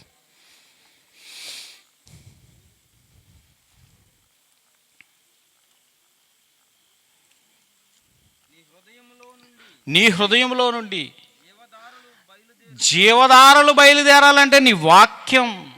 ప్రభువుని నీ హృదయంలో ప్రతిష్ఠించుకున్న నాడు నీ హృదయంలో నుండి జీవధారలు, నీ హృదయంలో నుండి జీవధారలు వెళ్తాయమ్మా అన్నాడు ప్రభువు ఆ రోజు సత్సరుడిగా ఉన్నప్పుడు సమరయ స్త్రీతో. నువ్వు నమ్మవా? నీ నోట నుండి వచ్చే మాట ప్రతిదీ రుచిగలదిగా ఉంటుంది. సమాజంలో నిజంగా క్రీస్తును ప్రతిబింబించే బిడ్డలు మీరు, క్రీస్తును ప్రతిబింబించే బిడ్డలుగా మీరు ఉన్నారు. మన ప్రవర్తన, నీ ప్రవర్తన ఎలా ఉంది ఈరోజు సరిచూసుకో. సమాజంలో క్రీస్తును ప్రతిబింబించే పనుల్ని దగ్గర ఉన్నాయా?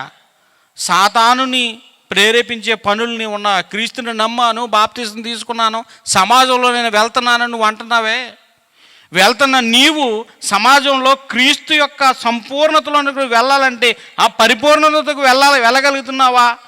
లేదంటే ఎక్కడ ఉండిపోయావు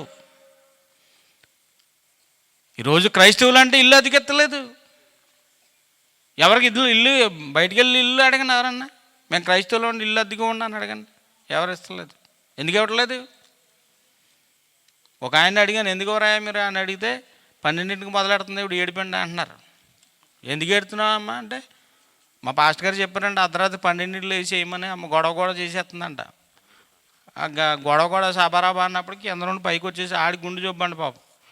అమ్మ ఈ నెలగారికి ఖాళీ చేసామ్మా, నేను ఈ భాషలో ఈయన అమ్మ ఎందుకు వచ్చిందమ్మా, నువ్వు 5 నిమిషాలు దీర్ఘ ప్రార్థన వద్దు, నీకు ఏది కావాలో అన్నీ తెలుసు ఆయనకి, ప్రతిదీ ఆయన ఇస్తాడు. ఇంత ప్రకృతిని చేసి నాళ్ళ నుండి మనకు అనుభవిస్తున్నాము ఈ గాలి అన్నీ, మనకి ఎందుకు ఇవ్వడండి? మనం ఆయన పిల్లలమండి, మన హక్కు అది, మనకి ఇవ్వాలి, ఇస్తాడు. కానీ క్రీస్తుని ప్రతిబింబించే బిడ్డలుగా ఈరోజు సమాజంలో శపించబడిన వారి జీవితాలుగా ఉండకూడదు. మనం దీవించబడిన వారుగా ప్రతి వారికి చక్కగా చూపించాలి. వీడు నమ్మాడు, వీడి హృదయం ఏమైపోయింది? డబ్బు గురించి, కేవలం అధికారం కోసం వీడి జీవితం నాశనం చేసుకున్నాడు. తిరిగి తన కోసం ప్రార్థన చేస్తున్నారు వాళ్ళు. ఇదిగో ఒక ఛాన్స్ ఇచ్చారు, చదవండి అక్కడ, ఇందాక మనం చదివిన కాడ అపోస్తల కార్యాలు 8:22. కాబట్టి ఈ నీ చెడుతనము మానుకొని మారు మనసు పొంది, నీ చెడుతనము మానుకొని ఏ మానుకోవాలంట? ఇప్పుడు ఒక ఛాన్స్ మనకి, ఇక్కడ కూర్చున్న మనకి. ఒకవేళ నేను దేవుని ఎదుట నా హృదయం సరిగ్గా లేదేమో, అందుకే ఇప్పుడు నన్ను ఇక్కడికి పిలిచాడు, ఇక్కడ కూర్చున్నాను. రిమెంబర్, నీ హృదయాన్ని నూతనపరుచుకున్నట్లు చెప్పబడుతున్న వాక్యాన్ని బట్టి నీవు ఒకవేళ నీ మనసు దేవుని ఎదుట సరైనదిగా లేదా, శపించబడిన అనుభవాల్లో ఉన్నావు, ఇంకా పాపాలు నీ నోటంట ఏమైనా మాట్లాడుతుంటే ఎటువంటి మాటలు వస్తున్నాయి? ఉప్పు వేసినట్లు ఉన్నట్టుగా ఉన్నాయా? లేదంటే నీ మాటలు ఎలా ఉన్నాయి? ఒక్కొక్కరు నోటి మాటలంటే చూడండి, ఏదేదో మాట్లాడతారు, ఏంటో అర్థం కాదు. శపించబడిన మంచి మాటలు వాళ్ళకి ఎవరన్నా అడిగినప్పుడు చక్కగా మాటలు చెప్పడం మానేసి, ఎందుకు ముసలమ్మ ముచ్చట్లు కట్టిపెట్టి అన్నాడు. ఈ ఎక్కడికన్నా వెళ్తే, ఇప్పుడు పొద్దున్న చెత్తబండి వెళ్తుందండి, చెత్తబండి వెళ్ళినప్పుడు ఏం చేస్తారు? ఈ చెత్త అంతా బండి మీద వేస్తారు, మళ్ళీ బండి వెళ్ళి ఎదరకాగుతుంది, మళ్ళీ వాళ్ళ ఇంట్లో చెత్త అట్టుకెళ్తుంది, మళ్ళీ ఎదరికెళ్తే మళ్ళీ వాళ్ళ చెత్త. ఏంటది? చెత్త బండి కాబట్టి దాన్ని నెత్తి మీద చెత్త వేసుకుని వెళ్తూ ఉంటుంది. అలాగే మనిషి కూడాను వీళ్ళ ఇంటికి వెళ్ళి కంచేపు మళ్ళీ అయిపోయిందా డ్యూటీ, ఒక గంట తర్వాత మళ్ళీ ఇంకొకరి ఇంటికి వెళ్ళి వాళ్ళ చెత్త అంతా నెత్తి మీద వేసుకుని ఈ పని ఏమి ఉండదు. ఇంకా తినేసిన తర్వాత పని ఏమి ఉండదంటే ఇలా చెత్త బండిలాగా అంత చెత్త నెత్తి మీద వేసుకుని ఇక్కడ ఇంటికి తేవాలి. అప్పుడు సాయంత్రం చెప్తుంది అనమాట, అసలు ఈ పేటలో ఏం జరిగిందంటే పలానా అచ్చమ్మాళ్ళ ఇంటికాడ ఇలా జరిగిందంట, పలానా బుచ్చమ్మ వాళ్ళ ఇంటికాడ ఇలా జరిగింది. నీకెందుకు? నీకు ఇచ్చిన సమయం ఎంత ఈ భూమి మీద? ఏమండి, ఇచ్చిన ఆయుష్కాలాన్ని చక్కగా ఇచ్చిన సమయాన్ని సద్వినియోగం చేసుకుంటూ దేవుని మాటలు, దైవికమైన మాటలు చెబుతూ, ఎందుకంటే తినే తిండిని బట్టి మనిషి అపవిత్రపరచబడ్డాడు, కానీ లో నుండి బయటికి వచ్చిన మాట నిన్ను అపవిత్రునిగా ప్రభువు ముందు నిలబెడుతుంది. కనుక నీ మాట జాగ్రత్త, నీ నాలుక జాగ్రత్త. సమాజంలో ఉన్నప్పుడు క్రీస్తును ప్రతిబింబించే పనులు నువ్వు చేయి. అలా చేయాలని కోరుకుంటూ, నేను ఎంతో పాఠం చెప్పాలి, కానీ ఇక్కడ సమయం చాలా సంకుచితం కనుక ఆ సమయాన్ని, సమయభావాన్ని మనం పెట్టుకుని మెయిన్ స్పీకర్గా ఉన్న ఇర్మియా గారు చక్కటి మాటలు మీకు చెప్తారని కోరుకుంటూ ఈయన మాటలు ముగిస్తున్నాను.